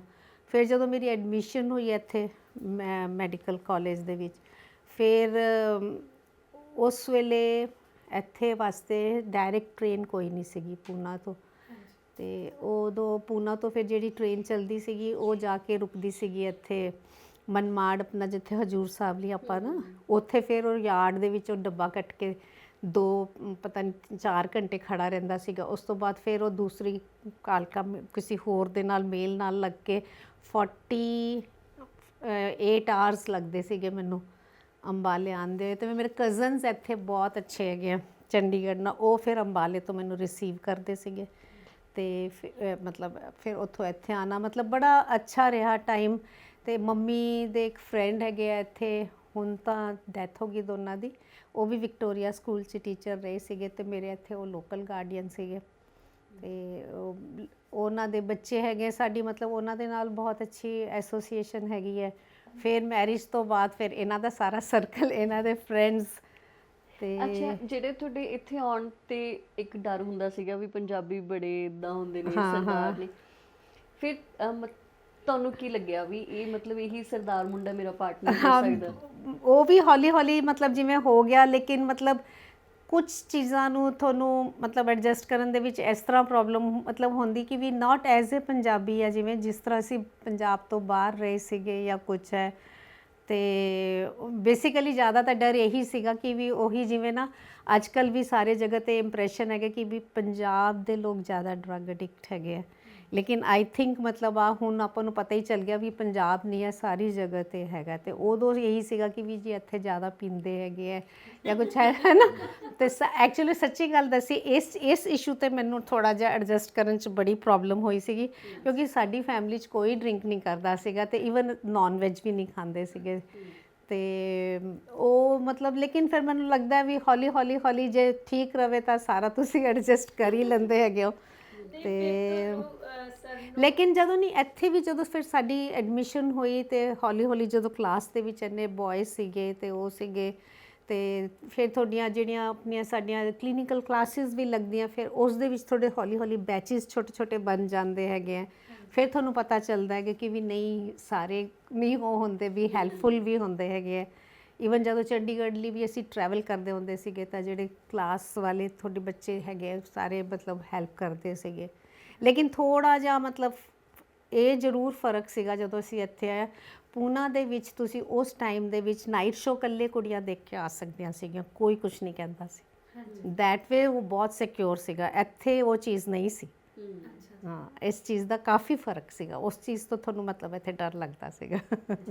ਮੈਮ ਵਿਆਹ ਤੋਂ ਬਾਅਦ ਦਾ ਸਫ਼ਰ ਤੁਹਾਡਾ ਜਿਹੜਾ ਉਹ ਸ਼ੁਰੂਆਤ 'ਚ ਤੁਹਾਨੂੰ ਕਿਵੇਂ ਲੱਗਿਆ ਸੀ? ਜਿਵੇਂ ਜਿੱਦਾਂ ਹੁਣ ਸਾਡੇ ਹਲੇ ਵਿਆਹਾਂ ਨੂੰ ਬਹੁਤ ਥੋੜ੍ਹੇ ਸਾਲ ਹੋਏ, ਸਾਨੂੰ ਲੱਗਦਾ ਹੁੰਦਾ ਕਿ ਨਹੀਂ ਕੁਆਰੇ ਹੁੰਦੇ ਸੀ ਬਹੁਤ ਜ਼ਿਆਦਾ ਖੁਸ਼ ਹੁੰਦੇ ਸੀਗੇ ਹੈ ਨਾ। ਹਾਂਜੀ ਤਾਂ ਤੁਹਾਡਾ ਜਦੋਂ ਵਿਆਹ ਹੋਇਆ ਉਸ ਤੋਂ ਬਾਅਦ ਬਹੁਤ ਸਾਰੀਆਂ ਨਵੀਆਂ ਜ਼ਿੰਮੇਵਾਰੀਆਂ ਨੇ ਜਿਹੜੀਆਂ ਉਹ ਆਪਣੇ 'ਤੇ ਪੈ ਜਾਂਦੀਆਂ ਨੇ, ਤਾਂ ਸਰ ਉਹਦੇ ਵਿੱਚ ਕਿਸ ਤਰ੍ਹਾਂ ਤੁਸੀਂ ਦੋਵੇਂ ਆਪਸ ਵਿੱਚ ਤਾਲਮੇਲ ਬਿਠਾਉਂਦੇ ਸੀ? ਫਿਰ ਦੇਖੋ ਵਿਆਹ ਤੋਂ ਬਾਅਦ ਜਿਹੜੀਆਂ ਪ੍ਰੋਬਲਮਸ ਆਉਂਦੀਆਂ, ਇੱਕ ਵਾਰੀ ਤਾਂ ਤੁਸੀਂ ਥੋੜ੍ਹਾ ਜਿਹਾ ਜ਼ਰੂਰ ਅਪਸੈਟ ਹੁੰਦੇ ਹੈਗੇ ਹੋ ਹੈ ਨਾ। ਤੁਹਾਨੂੰ ਮਤਲਬ ਜਿਵੇਂ ਇੱਥੇ ਵੀ ਜਦੋਂ ਤੁਹਾਡਾ ਕੋਈ ਐਗਜ਼ਾਮ ਹੁੰਦਾ, ਐਗਜ਼ਾਮ ਤੋਂ ਪਹਿਲਾਂ ਤੁਹਾਨੂੰ ਹੁੰਦੀ ਹੈਗੀ ਹੈ ਨਰਵਸਨੈਸ ਜਾਂ ਕੁਛ ਹੈ, ਤੇ ਹੌਲੀ ਹੌਲੀ ਮਤਲਬ ਤੁਸੀਂ ਯੂਜ਼ ਟੂ ਵੀ ਹੋ ਜਾਂਦੇ ਹੋ। ਮੈਨੂੰ ਲੱਗਦਾ ਕਈ ਗੱਲਾਂ ਉਸ ਵੇਲੇ ਤੁਹਾਨੂੰ ਖਰਾਬ ਵੀ ਲੱਗਦੀਆਂ ਹੈ, ਮਤਲਬ ਉਸ ਵੇਲੇ ਤੁਹਾਨੂੰ ਪਿੰਚ ਵੀ ਕਰਦੀਆਂ ਹੈ, ਲੇਕਿਨ ਜੇ ਹੁਣ ਬੈਠ ਕੇ ਸੋਚੋ ਤਾਂ ਫਿਰ ਲੱਗਦਾ ਕਿ ਨਹੀਂ, ਉਹ ਤਾਂ ਕੋਈ ਇੰਨੀ ਵੱਡੀ ਗੱਲ ਸੀ ਨਹੀਂ ਵੀ ਉਸ ਵੇਲੇ ਤੁਹਾਨੂੰ ਮਤਲਬ ਜਾਂ ਤਾਂ ਤੁਸੀਂ ਇਮੋਸ਼ਨਲੀ ਉਸ ਵੇਲੇ ਇਸ ਤਰ੍ਹਾਂ ਹੋਏ ਹੁੰਦੇ ਹੈਗੇ ਤੇ ਤੁਹਾਨੂੰ ਲੱਗਦਾ ਹੈਗਾ। ਬਾਕੀ ਇਹ ਕਿ ਮਤਲਬ ਸਾਡੇ 'ਚ ਇਹ ਸੀਗਾ ਕਿ ਜਿਵੇਂ ਬੇਟੀਆਂ ਸੀਗੀਆਂ ਮਤਲਬ ਸ਼ੁਰੂ 'ਚ, ਤੇ ਉਸ ਕਰਕੇ ਤੇ ਇਹ ਤੁਹਾਨੂੰ ਇਹਨਾਂ ਨੇ ਤਾਂ ਦੱਸਿਆ ਨਾ ਵੀ ਇਹਨਾਂ ਦਾ ਸੋਸ਼ਲ ਸਰਕਲ ਕਿੰਨਾ, ਸਾਰਾ ਪਟਿਆਲਾ ਜਾਣਦਾ ਹੈ ਇਹਨਾਂ ਨੂੰ, ਮਤਲਬ ਜਿਵੇਂ ਹੈਗੇ। ਤੇ ਮੈਂ ਉਸ ਪੱਖੋਂ ਮੈਂ ਕਦੇ ਨਹੀਂ ਰੋਕਿਆ, ਮਤਲਬ ਜਿੱਥੇ ਜਾਣਾ ਜਾਓ। ਤੇ ਮਤਲਬ ਮੈਂ ਜ਼ਿਆਦਾ ਘਰ ਨੂੰ ਦੇਖਿਆ। ਤੇ ਇਹ ਫਿਰ ਇਹ ਕਿ ਵੀ ਜਿਵੇਂ ਬੱਚਿਆਂ ਦਾ ਜਾਂ ਮਤਲਬ ਹੋਰ ਬਾਹਰ ਦਾ ਜੋ ਕੰਮ ਕਰਨਾ, ਮੈਨੂੰ ਉਸ ਚੀਜ਼ 'ਚ ਕਦੇ ਕੋਈ ਪ੍ਰੋਬਲਮ ਨਹੀਂ ਆਈ ਵੀ ਬਾਹਰ ਦਾ ਇਹ ਸਾਰਾ ਸੰਭਾਲਦੇ। ਈਵਨ ਕਹਿਣ ਨੂੰ ਜੌਬ ਵੀ ਕੀਤੀ ਹੈ, ਤੇ ਮੈਂ ਉਹਨੂੰ ਆਪਣੀ ਡਾਟਰ ਇਨ ਲਾਅ ਨੂੰ ਹੱਸ ਵੀ ਰਹੀ ਸੀਗੀ ਕਿ ਉਸ ਦਿਨ ਕਹਿੰਦੇ ਜੁਆਇਨਿੰਗ ਕਰਨੀ। ਮੈਂ ਕਿਹਾ ਦੇਖੋ ਮੈਨੂੰ ਨਾ, ਮੈਂ ਜੌਬ ਮੈਂ ਕੀਤੀ ਹੈ, ਮੈਨੂੰ ਕੋਈ ਉੱਥੇ ਕਲੈਰੀਕਲ ਡਿਪਾਰਟਮੈਂਟ 'ਚ ਮੈਨੂੰ ਕੋਈ ਨਹੀਂ ਜਾਣਦਾ ਵੀ ਤੁਹਾਨੂੰ, ਮਤਲਬ ਉਹ ਸਾਰਾ ਇਹ ਸੰਭਾਲ ਲੈਂਦੇ ਸੀਗੇ ਵੀ ਮਤਲਬ ਆਪਣੀ ਜੌਬ ਦੀ ਜਾਂ ਉਹਦੀ ਜੋ ਕੋਈ ਟੈਕਨੀਕਲ ਜੋ ਪ੍ਰੋਬਲਮਸ ਹੁੰਦੀਆਂ ਤੁਹਾਨੂੰ, ਉਸ ਚੀਜ਼ ਦੀ ਤੁਹਾਨੂੰ ਕਦੇ ਕੋਈ ਪ੍ਰੋਬਲਮ ਨਹੀਂ ਆਈ। ਜਿਵੇਂ ਹੁਣ ਜਿਹੜੇ ਟੈਕਸ ਭਰਨੇ ਮੈਨੂੰ ਕੁਝ ਨਹੀਂ ਆਉਂਦਾ, ਸਾਰਾ ਕੁਝ ਇਹ ਕਰ ਲੈਂਦੇ ਹੈਗੇ ਆ। ਮਤਲਬ ਜੇ ਕੰਮ ਡਿਵਾਈਡ ਹੋ ਜਾਏ ਤੁਹਾਡਾ ਤਾਂ ਮੇਰਾ ਖਿਆਲ ਹੈ ਹੌਲੀ ਹੌਲੀ ਮਤਲਬ ਕੋਈ ਪ੍ਰੋਬਲਮ ਨਹੀਂ ਆਉਂਦੀ। ਲੜਾਈਆਂ ਹੁੰਦੀਆਂ, ਇਹ ਨਹੀਂ ਕਹਿੰਦੇ ਕਿ ਨਹੀਂ ਹੁੰਦੀਆਂ, ਤੁਹਾਡੀਆਂ ਜ਼ਰੂਰ ਹੁੰਦੀਆਂ। ਤੇ ਮਤਲਬ ਹੌਲੀ ਹੌਲੀ ਸਭ ਠੀਕ ਹੋ ਜਾਂਦਾ ਹੈਗਾ। ਜਿਵੇਂ ਹੁਣ ਬੱਚੇ ਵੀ ਹੈਗੇ ਤੇ ਜਿਵੇਂ ਹੁਣ ਬੱਚਿਆਂ ਦੇ ਵਿਆਹ ਕੀਤੇ ਹੈਗੇ, ਸਾਰਾ ਕੁਝ ਕੀਤਾ ਹੈਗਾ, ਤੇ ਮਤਲਬ ਮੇਰੀ ਮਤਲਬ ਉਹਨਾਂ ਦੀ ਸ਼ਾਪਿੰਗ ਕੀ ਕਰਨੀ ਹੈ, ਕੀ ਪਾਉਣਾ ਹੈ ਜਾਂ ਕੀ ਹੈ, ਤੇ ਬਾਕੀ ਬਾਹਰ ਦਾ ਜਿਵੇਂ ਜੋ ਸਾਰਾ ਅਰੇਂਜਮੈਂਟ ਕਰਨਾ ਹੈਗਾ ਕਿ ਵੀ ਕਿਸ ਨੂੰ ਬੁਲਾਉਣਾ ਹੈ, ਕਿਸ ਨੂੰ ਨਹੀਂ ਬੁਲਾਉਣਾ, ਕਿਹੜਾ ਵੇਟਰ ਕਰਨਾ ਹੈ, ਕੀ ਅਰੇਂਜਮੈਂਟ ਕਰਨਾ, ਉਹ ਮੇਰੀ ਕੋਈ ਟੈਨਸ਼ਨ ਨਹੀਂ ਹੈ। ਮਤਲਬ ਉਸ ਤਰ੍ਹਾਂ ਹੋ ਜਾਂਦਾ ਹੈਗਾ ਸਾਰਾ। ਬਿਲਕੁਲ।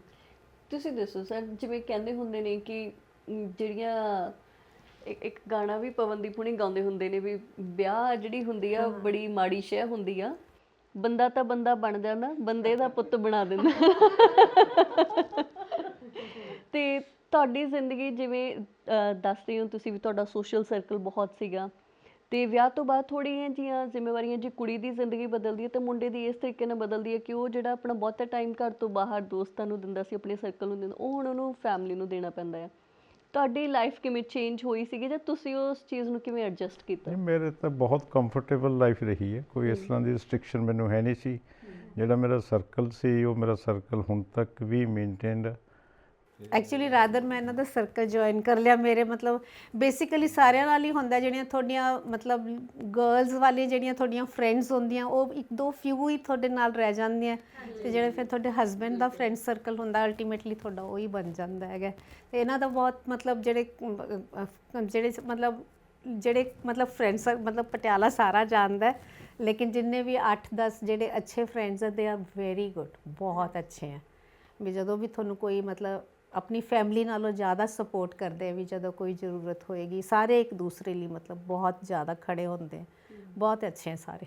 ਮੈਮ ਕਦੀ ਇਹ ਵੀ ਹੁੰਦਾ ਸੀ ਕਿ ਤੁਸੀਂ ਸਰ ਨੂੰ ਕਾਲ ਕਰਦੇ ਸੀ ਵੀ ਆ ਜਾਓ ਇਕੱਠੇ ਬਹਿ ਕੇ ਚਾਹ ਪੀਂਦੇ ਹਾਂ, ਸਰ ਕਹਿੰਦੇ ਸੀ ਨਹੀਂ ਹਾਲੇ ਮੇਰੀ ਇੱਕ ਸਰਜਰੀ ਰਹਿੰਦੀ ਹੈ, ਤੇ ਇਹ ਤੁਹਾਡੇ ਨਾਲ ਵੀ ਹੋ ਸਕਦਾ ਵੀ ਨਹੀਂ ਮੇਰੀਆਂ ਤਾਂ ਹਾਲੇ 2 ਡਿਲੀਵਰੀਜ਼ ਨੇ ਉਸ ਤੋਂ ਬਾਅਦ? ਉਹ ਤਾਂ ਮਤਲਬ ਵੈਸੇ ਤਾਂ ਉਹਨਾਂ ਕੁ ਤਾਂ ਬੈਠਣ ਦਾ ਵੈਸੇ ਇੰਨਾ ਜ਼ਿਆਦਾ ਟਾਈਮ ਮਿਲਿਆ ਨਹੀਂ, ਕਿਉਂਕਿ ਮੇਰੇ ਖਿਆਲ ਮੈਡੀਕਲ ਪ੍ਰੋਫੈਸ਼ਨ ਦੇ ਵਿੱਚ ਇਹ ਚੀਜ਼ ਜ਼ਰੂਰ ਹੁੰਦੀ, ਜਿੰਨਾ ਤੁਸੀਂ ਜੂਨੀਅਰ ਲੈਵਲ 'ਤੇ ਹੋ ਓਨੀ ਤੁਹਾਨੂੰ ਉੱਥੇ ਬੈਠ ਕੇ ਡਿਊਟੀਜ਼ ਜ਼ਿਆਦਾ ਕਰਨੀਆਂ ਪੈਂਦੀਆਂ। ਜਿਸ ਤਰ੍ਹਾਂ ਤੁਸੀਂ ਸੀਨੀਅਰ ਪੋਸਟ 'ਤੇ ਜਾਈ ਜਾਂਦੇ ਹੋ, ਤੁਸੀਂ ਬਿਜ਼ੀ ਹੁੰਦੇ ਹੋ, ਲੇਕਿਨ ਤੁਸੀਂ ਫਿਰ ਘਰੋਂ ਔਨ ਕਾਲ ਹੋ ਜਾਂਦੇ ਹੋ ਵੀ ਜੇ ਤੁਹਾਨੂੰ ਉੱਥੇ ਉਹਨਾਂ ਨੂੰ ਕੋਈ ਪ੍ਰੋਬਲਮ ਹੈਗੀ ਹੈ ਜਾਂ ਕੁਛ ਹੈ ਜਾਂ ਕੋਈ ਸਰਜਰੀ ਹੀ ਹੈ ਤਾਂ ਤੁਹਾਨੂੰ ਬੁਲਾਉਣਗੇ ਕਰਨ ਲਈ। ਮਤਲਬ ਫਿਰ ਤੁਹਾਡੀ ਮਤਲਬ ਉਸ ਤਰ੍ਹਾਂ ਡਿਊਟੀ ਤੁਹਾਨੂੰ ਬੰਦਿਸ਼ ਹੈ ਵੀ ਤੁਸੀਂ ਕਿਤੇ ਬਾਹਰ ਨਹੀਂ ਜਾ ਸਕਦੇ, ਕੁਛ ਨਹੀਂ ਕਰ ਸਕਦੇ, ਲੇਕਿਨ ਫਿਰ ਤੁਸੀਂ ਮਤਲਬ ਘਰੋਂ ਜਾ ਕੇ ਡਿਊਟੀ ਕਰਨੀ ਹੈ।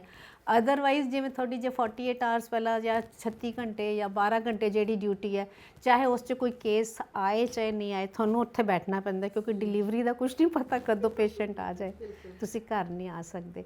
ਵਿੱਚੋਂ ਆਏ ਤਾਂ ਇੱਕ ਟਾਈਮ ਰਿਹਾ ਹੈਗਾ ਜਦੋਂ ਮੈਂ ਪੋਸਟ ਗ੍ਰੈਜੂਏਸ਼ਨ ਕਰ ਰਹੀ ਸੀਗੀ 88 'ਚ ਕਿਤੇ ਹੈ, ਉਸ ਵੇਲੇ ਜਿਹੜੀਆਂ ਡਿਊਟੀਜ਼ ਹੁੰਦੀਆਂ ਸੀਗੀਆਂ ਜਾਂ ਕੁਛ ਹੈ, ਤੇ ਉਹਦੇ ਵਿੱਚ ਫਿਰ ਇਹ ਹੁੰਦਾ ਸੀਗਾ ਕਿ ਵੀ ਬੇਟੀਆਂ ਨੂੰ ਸਵੇਰੇ ਤਿਆਰ ਕਰਕੇ ਕਿਸ ਤਰ੍ਹਾਂ ਭੇਜਣਾ ਹੈਗਾ ਜਾਂ ਕੁਛ ਹੈ, ਕਿਉਂਕਿ ਮੈਂ ਜਦ ਤੱਕ ਵਾਪਸ ਆਉਂਦੀ ਸੀਗੀ ਉਹ ਬੱਚੇ ਸਕੂਲ ਚਲੇ ਜਾਂਦੇ ਸੀਗੇ, ਫਿਰ ਉਹ ਇਹਨਾਂ ਦਾ ਡਿਊਟੀ ਹੁੰਦੀ ਸੀਗੀ।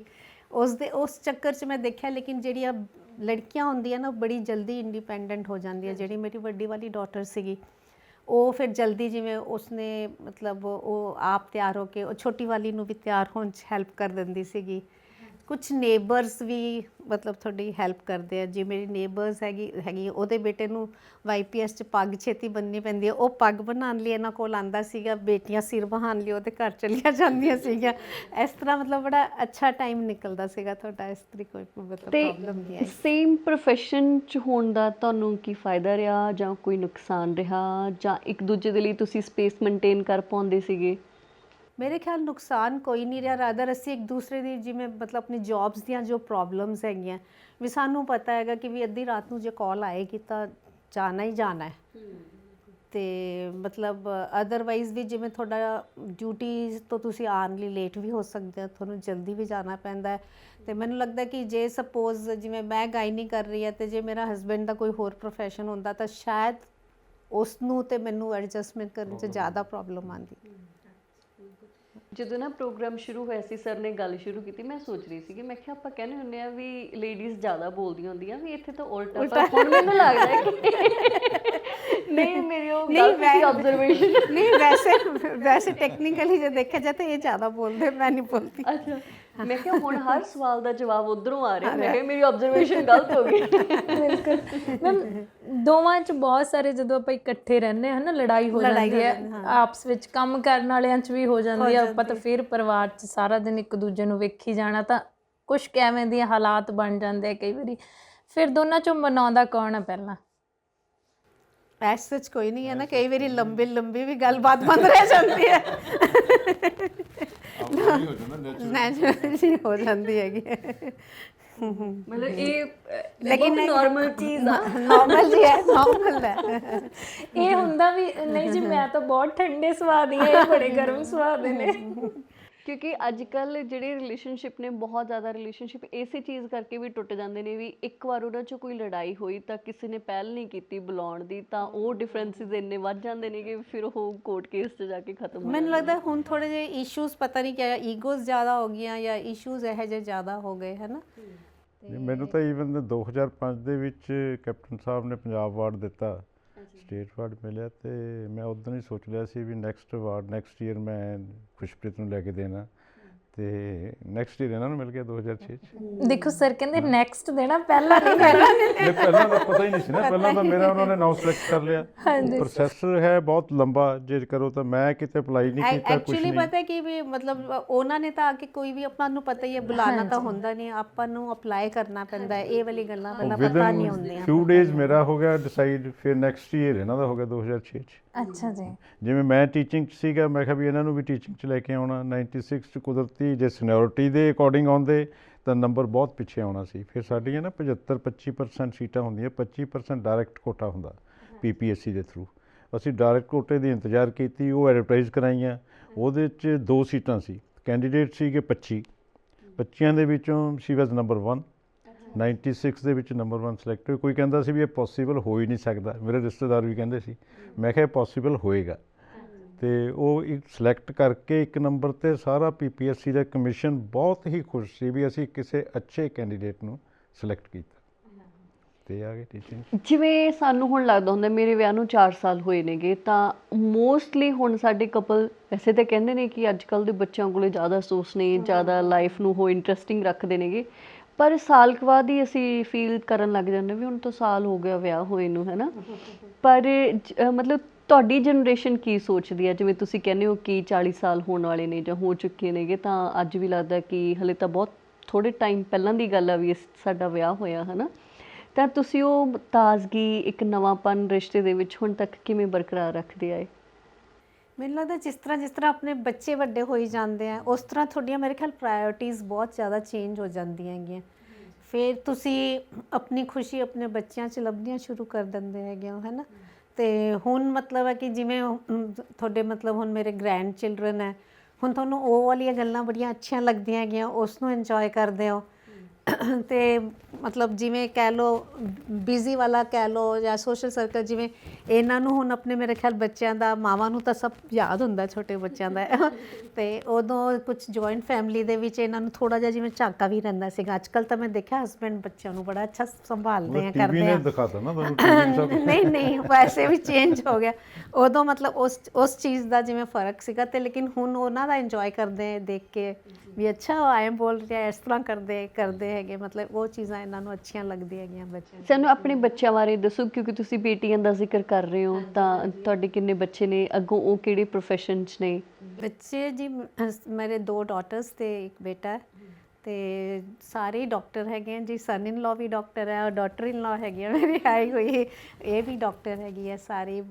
ਵੱਡੀ ਬੇਟੀ ਹੈਗੀ ਹੈ ਜਿਹੜੀ, ਉਹ USA ਹੈਗੀ ਹੈ, ਤੇ ਉਸਨੇ ਸਾਈਕੈਟਰੀ 'ਚ ਕੀਤੀ ਹੈਗੀ ਹੈ, ਤੇ ਉਹ ਜੌਬ ਕਰ ਰਹੀ ਹੈ। ਤੇ ਉਹਦਾ ਹਸਬੈਂਡ ਹੈ, ਉਹ ਵੀ ਮਤਲਬ ਇੱਥੇ ਪਟਿਆਲਾ ਦੀ ਫੈਮਿਲੀ 'ਚ ਹੈ ਸਾਡੇ, ਮਤਲਬ ਇਹਨਾਂ ਦੇ ਸੀਨੀਅਰ ਹੀ ਸੀਗੇ ਡਾਕਟਰ, ਉਹਨਾਂ ਦਾ ਬੇਟਾ।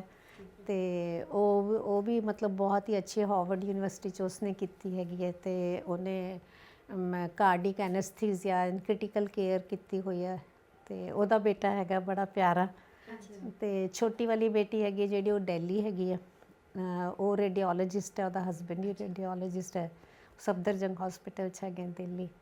ਤੇ ਬੇਟਾ ਜਿਹੜਾ ਹੈਗਾ, ਉਹ ਅੱਜ ਕੱਲ੍ਹ ਇਹ ਬੇਟੀ ਆਈ ਹੋਈ ਹੈ ਪੈਨਸਿਲਵੇਨੀਆ ਹਰਸ਼ੀ 'ਚ ਹੈਗੇ, ਤੇ ਇਸ ਨੇ ਵੀ MBBS ਇੱਥੋਂ ਪਟਿਆਲੇ ਤੋਂ ਹੀ ਕੀਤੀ ਹੈਗੀ, ਤੇ ਉਹਦੀ ਇੰਟਰਨਸ਼ਿਪ ਹਾਲੇ ਰਹਿੰਦੀ ਹੈ, ਤੇ ਉਹ ਹੁਣ ਕਰਨ ਵਾਸਤੇ ਆਈ ਹੈਗੀ ਹੈ ਇੱਥੇ। ਹਾਂਜੀ। ਜਦੋਂ ਤੁਸੀਂ ਕਿਸੇ ਦੇ ਘਰੇ ਨੂੰਹ ਬਣ ਕੇ ਗਏ ਸੀਗੇ, ਤੇ ਅੱਗੋਂ ਹੁਣ ਤੁਹਾਡੇ ਨੂੰਹ ਆ ਗਈ ਹੈ, ਹੈ ਨਾ, ਤਾਂ ਉਹਨਾਂ ਦੋਨਾਂ ਟਾਈਮਸ ਨੂੰ ਤੁਸੀਂ ਕਿੱਦਾਂ ਯਾਦ ਕਰਦੇ ਹੋ, ਦੋਨਾਂ ਸਮਿਆਂ ਨੂੰ? अपना तो भूल ही गए उसने देख के अपना तो टाइम होने ना, मतलब बहुत अच्छा लगता है अपनी डॉटर इन लॉ जाके ना घर ਦੇ ਵਿੱਚ ਸੱਚੀ। ਤੇ ਹੁਣ ਇਹ ਆਈ ਹੈਗੀ ਹੈ, ਜਿਵੇਂ ਹੁਣ ਅਸੀਂ ਦੋਨੋਂ ਇੰਨਾ ਵੱਡਾ ਘਰ ਬਣਾਇਆ ਹੈ ਨਾ, ਉਦੋਂ ਤੱਕ ਜਦੋਂ ਮਤਲਬ ਤੁਸੀਂ ਕਾਫੀ ਲੇਟ ਹੀ ਬਣਿਆ ਤੇ ਬੱਚੇ ਚਲੇ ਗਏ, ਹੁਣ ਇਹ ਆਈ ਹੈ, ਸਾਨੂੰ ਇੰਨੀ ਰੌਣਕ ਲੱਗੀ ਹੋਈ ਹੈ ਘਰ 'ਚ, ਬਹੁਤ ਅੱਛਾ ਲੱਗਦਾ ਹੈ। ਮੈਮ ਕਦੀ ਕਦੀ ਐਵੇਂ ਵੀ ਇਹਨਾਂ ਨੂੰ ਕਹਿੰਦੇ ਹੋ ਕਿ ਆਹ ਕਲਰ ਪਾਇਆ ਕਰ? ਮੇਰਾ ਬੜਾ ਦਿਲ ਕਰਦਾ ਸੀ ਜਦੋਂ ਮੈਂ ਵਿਆਹ ਕੇ ਆਈ ਸੀ ਕਿ ਇੱਦਾਂ ਰਵਾਂ, ਜਾਂ ਕਈ ਵਾਰੀ ਹੁੰਦਾ ਕਿ ਆਪਾਂ ਨੂੰ ਉਸ ਵੇਲੇ ਮੌਕੇ ਨਹੀਂ ਮਿਲਦੇ ਹੈ ਨਾ, ਤਾਂ ਫਿਰ ਇਹ ਹੁੰਦਾ ਕਿ ਆਪਣੇ ਬੱਚਿਆਂ 'ਚੋਂ ਇਹ ਚਾਅ ਪੂਰੇ ਕਰੀਏ। ਉਸ ਵੇਲੇ ਤੱਕ ਤਾਂ ਆਪਣੇ ਵਾਲੇ ਟਾਈਮ ਤੱਕ ਤਾਂ ਰਿਸਟ੍ਰਿਕਸ਼ਨਸ ਤਾਂ ਨਹੀਂ ਕਹਿ ਸਕਦੇ, ਉਹਨਾਂ ਮਤਲਬ ਕਿ ਰਿਸੋਰਸਿਸ ਵੀ ਨਹੀਂ ਸੀਗੇ ਆਪਣੇ ਉਹ ਵਾਲੀਆਂ ਚੀਜ਼ਾਂ ਦਾ। ਹੁਣ ਇਹ ਬੱਚੇ ਤਿਆਰ ਹੁੰਦੇ ਆ, ਇਹਨਾਂ ਨੂੰ ਆਪਾਂ ਤਿਆਰ ਕਰੀਦਾ ਵੀ ਆਹ ਪਾ ਲਾ ਬਹੁਤ ਅੱਛਾ ਲੱਗਦਾ ਕਰਾ ਕੇ ਉਹਨਾਂ ਤੋਂ। ਫਿਲਮ ਦੇਖਣ ਜਾਂਦੇ ਸੀ ਕਦੀ ਕਦੀ ਫਿਰ ਇਕੱਠੇ, ਜਾਂ ਕਿਵੇਂ ਸੀਗਾ ਜਿਹੜਾ ਜਿਵੇਂ ਤੁਸੀਂ ਬਹੁਤ ਰੁਝੇਵੇਂ ਭਰੀ ਜ਼ਿੰਦਗੀ ਸੀ ਹੈ ਨਾ, ਜਿਹੜਾ ਵਕਤ ਮਿਲਦਾ ਸੀ ਫਿਰ ਉਹਨੂੰ ਕਿੱਦਾਂ ਇੱਕ ਦੂਜੇ ਨਾਲ? ਦੇਖੋ ਇਹਨਾਂ ਨੇ ਮੂਵੀਜ਼ 'ਚ ਵੀ ਕੰਮ ਕੀਤਾ ਹੈ, ਸਭ ਕੁਝ ਕੀਤਾ ਹੈ, ਮੂਵੀਜ਼ ਨਹੀਂ ਦੇਖਦੇ ਲੇਕਿਨ ਮੂਵੀਜ਼ ਘੱਟ ਦੇਖਦੇ ਹੈਗੇ ਇਹਨਾਂ ਨੇ। ਕੀਤਾ ਹੋਇਆ ਦੱਸੋ ਕਿਹੜੀ ਕਿਹੜੀ ਮੂਵੀਜ਼ 'ਚ ਵੀ ਕੰਮ ਕੀਤਾ? ਮੈਂ ਸ਼ੇਰਨੀ 'ਚ ਫੋਕ ਡਾਂਸ ਭੰਗੜਾ ਕੀਤਾ ਪੂਰਾ, ਹੀਰ ਰਾਂਝਾ 'ਚ, ਅਪਰਾਧੀ 'ਚ, ਇੱਕ ਝਾਂਜਰ ਪਿਕਚਰ ਸੀ, ਉਹਦੇ 'ਚ ਮੈਂ ਐਜ਼ ਏ ਡਾਕਟਰ ਦਾ ਰੋਲ ਕੀਤਾ, ਉਹ ਪੰਜਾਬੀ ਸ਼ੁਰੂ ਕੀਤੀ ਸੀ ਇਹਨਾਂ ਨੇ, ਕੈਨੇਡਾ 'ਚ ਕਾਫੀ ਰਿਲੀਜ਼ ਹੋਈ ਹੈ ਉਹ। 4 ਪਿਕਚਰਸ ਦੇ ਵਿੱਚ ਮੇਰਾ ਰੋਲ ਹੈ। ਤੇ ਉੱਥੇ ਰਾਜ ਕਪੂਰ ਨਾਲ ਸਾਡਾ ਬੜਾ ਸੰਬੰਧ ਸੀ। ਰਾਜ ਕਪੂਰ ਨੇ ਸਾਨੂੰ ਇੱਕ ਵਾਰੀ ਬੁਲਾਇਆ ਜਦੋਂ ਮੈਂ 2nd ਈਅਰ ਦਾ ਸਟੂਡੈਂਟ ਸੀ, ਵੀ ਭੰਗੜੇ ਦੀ ਟੀਮ ਚਾਹੀਦੀ ਹੈ ਮੈਡੀਕਲ ਕਾਲਜ ਤੋਂ, ਤੇ ਅਸੀਂ ਯੈਸ ਕਰਤੀ। ਸਾਡੇ ਜਿਹੜੇ ਕੋਚ ਸੀਗੇ, ਤੇ ਉਹਨਾਂ ਨੇ ਪੁੱਛਿਆ ਵੀ ਤੁਸੀਂ ਦੱਸੋ ਕੀ ਚਾਰਜ ਕਰੋਗੇ? ਉਹ ਕਹਿੰਦੇ ਜੀ ਅਸੀਂ ਚਾਰਜ ਕਰਨ ਵਾਲੇ ਪ੍ਰੋਫੈਸ਼ਨਲ ਨਹੀਂ ਹੈਗੇ, ਅਸੀਂ ਤਾਂ ਜੇ ਆਉਣਾ ਵੈਸੇ ਹੀ ਆਉਣਾ, ਵੀ ਸਾਡਾ ਇਹ ਆ ਵੀ ਆਉਣ ਜਾਣ ਦਾ ਖਰਚਾ, ਤੇ ਉੱਥੇ ਸਟੇ ਸਾਡੀ ਕੰਫਰਟੇਬਲ, ਸਾਡਾ ਖਾਣਾ ਪੀਣਾ ਕੰਫਰਟੇਬਲ, ਤੇ ਸਾਨੂੰ ਸਾਰਾ ਫਿਲਮ ਸਟੂਡੀਓ ਘੁਮਾ ਦਿਓ, ਅਸੀਂ ਪੈਸੇ ਨਹੀਂ ਚਾਰਜ ਕਰਨੇ। ਤੇ ਫਿਰ ਉਹਨਾਂ ਨੇ ਫਸਟ ਟਾਈਮ ਜ਼ਿੰਦਗੀ ਦੇ ਵਿੱਚ 5 ਸਟਾਰ ਹੋਟਲ ਦੇ ਵਿੱਚ ਫੰਕਸ਼ਨ ਸੀ, ਸ਼ੋਕਾ ਹੋਟਲ 'ਚ, ਤਾਜ ਹੋਟਲ ਸੀ I think, Taj hotel Bombay. ਫਿਰ ਉਹਦੇ 'ਚ ਉਹਨਾਂ ਨੇ ਫੰਕਸ਼ਨ ਕੀਤਾ, ਸਾਰੇ ਆਹ ਰਾਜ ਕਪੂਰ ਦੀ ਸਾਰੀ ਫੈਮਿਲੀ ਉੱਥੇ, ਚਿੰਪੂ, ਨੀਟੂ ਸਿੰਘ, ਰਣਧੀਰ ਕਪੂਰ ਸਾਰੇ ਉੱਥੇ ਸੀਗੇ, ਤੇ ਉੱਥੇ ਬਹੁਤ ਇੰਜੋਏ ਕੀਤਾ ਮੈਂ।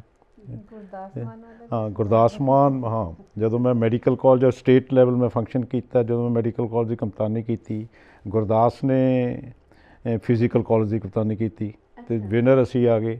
ਉਸ ਤੋਂ ਬਾਅਦ ਗੁਰਦਾਸ ਨਾਲ ਦੋਸਤੀ ਹੋ ਗਈ। ਗੁਰਦਾਸ ਨੂੰ ਗੀਤ ਗਾਉਣ ਦਾ ਥੋੜ੍ਹਾ ਬਹੁਤਾ ਸ਼ੌਂਕ ਹੁੰਦਾ ਸੀ।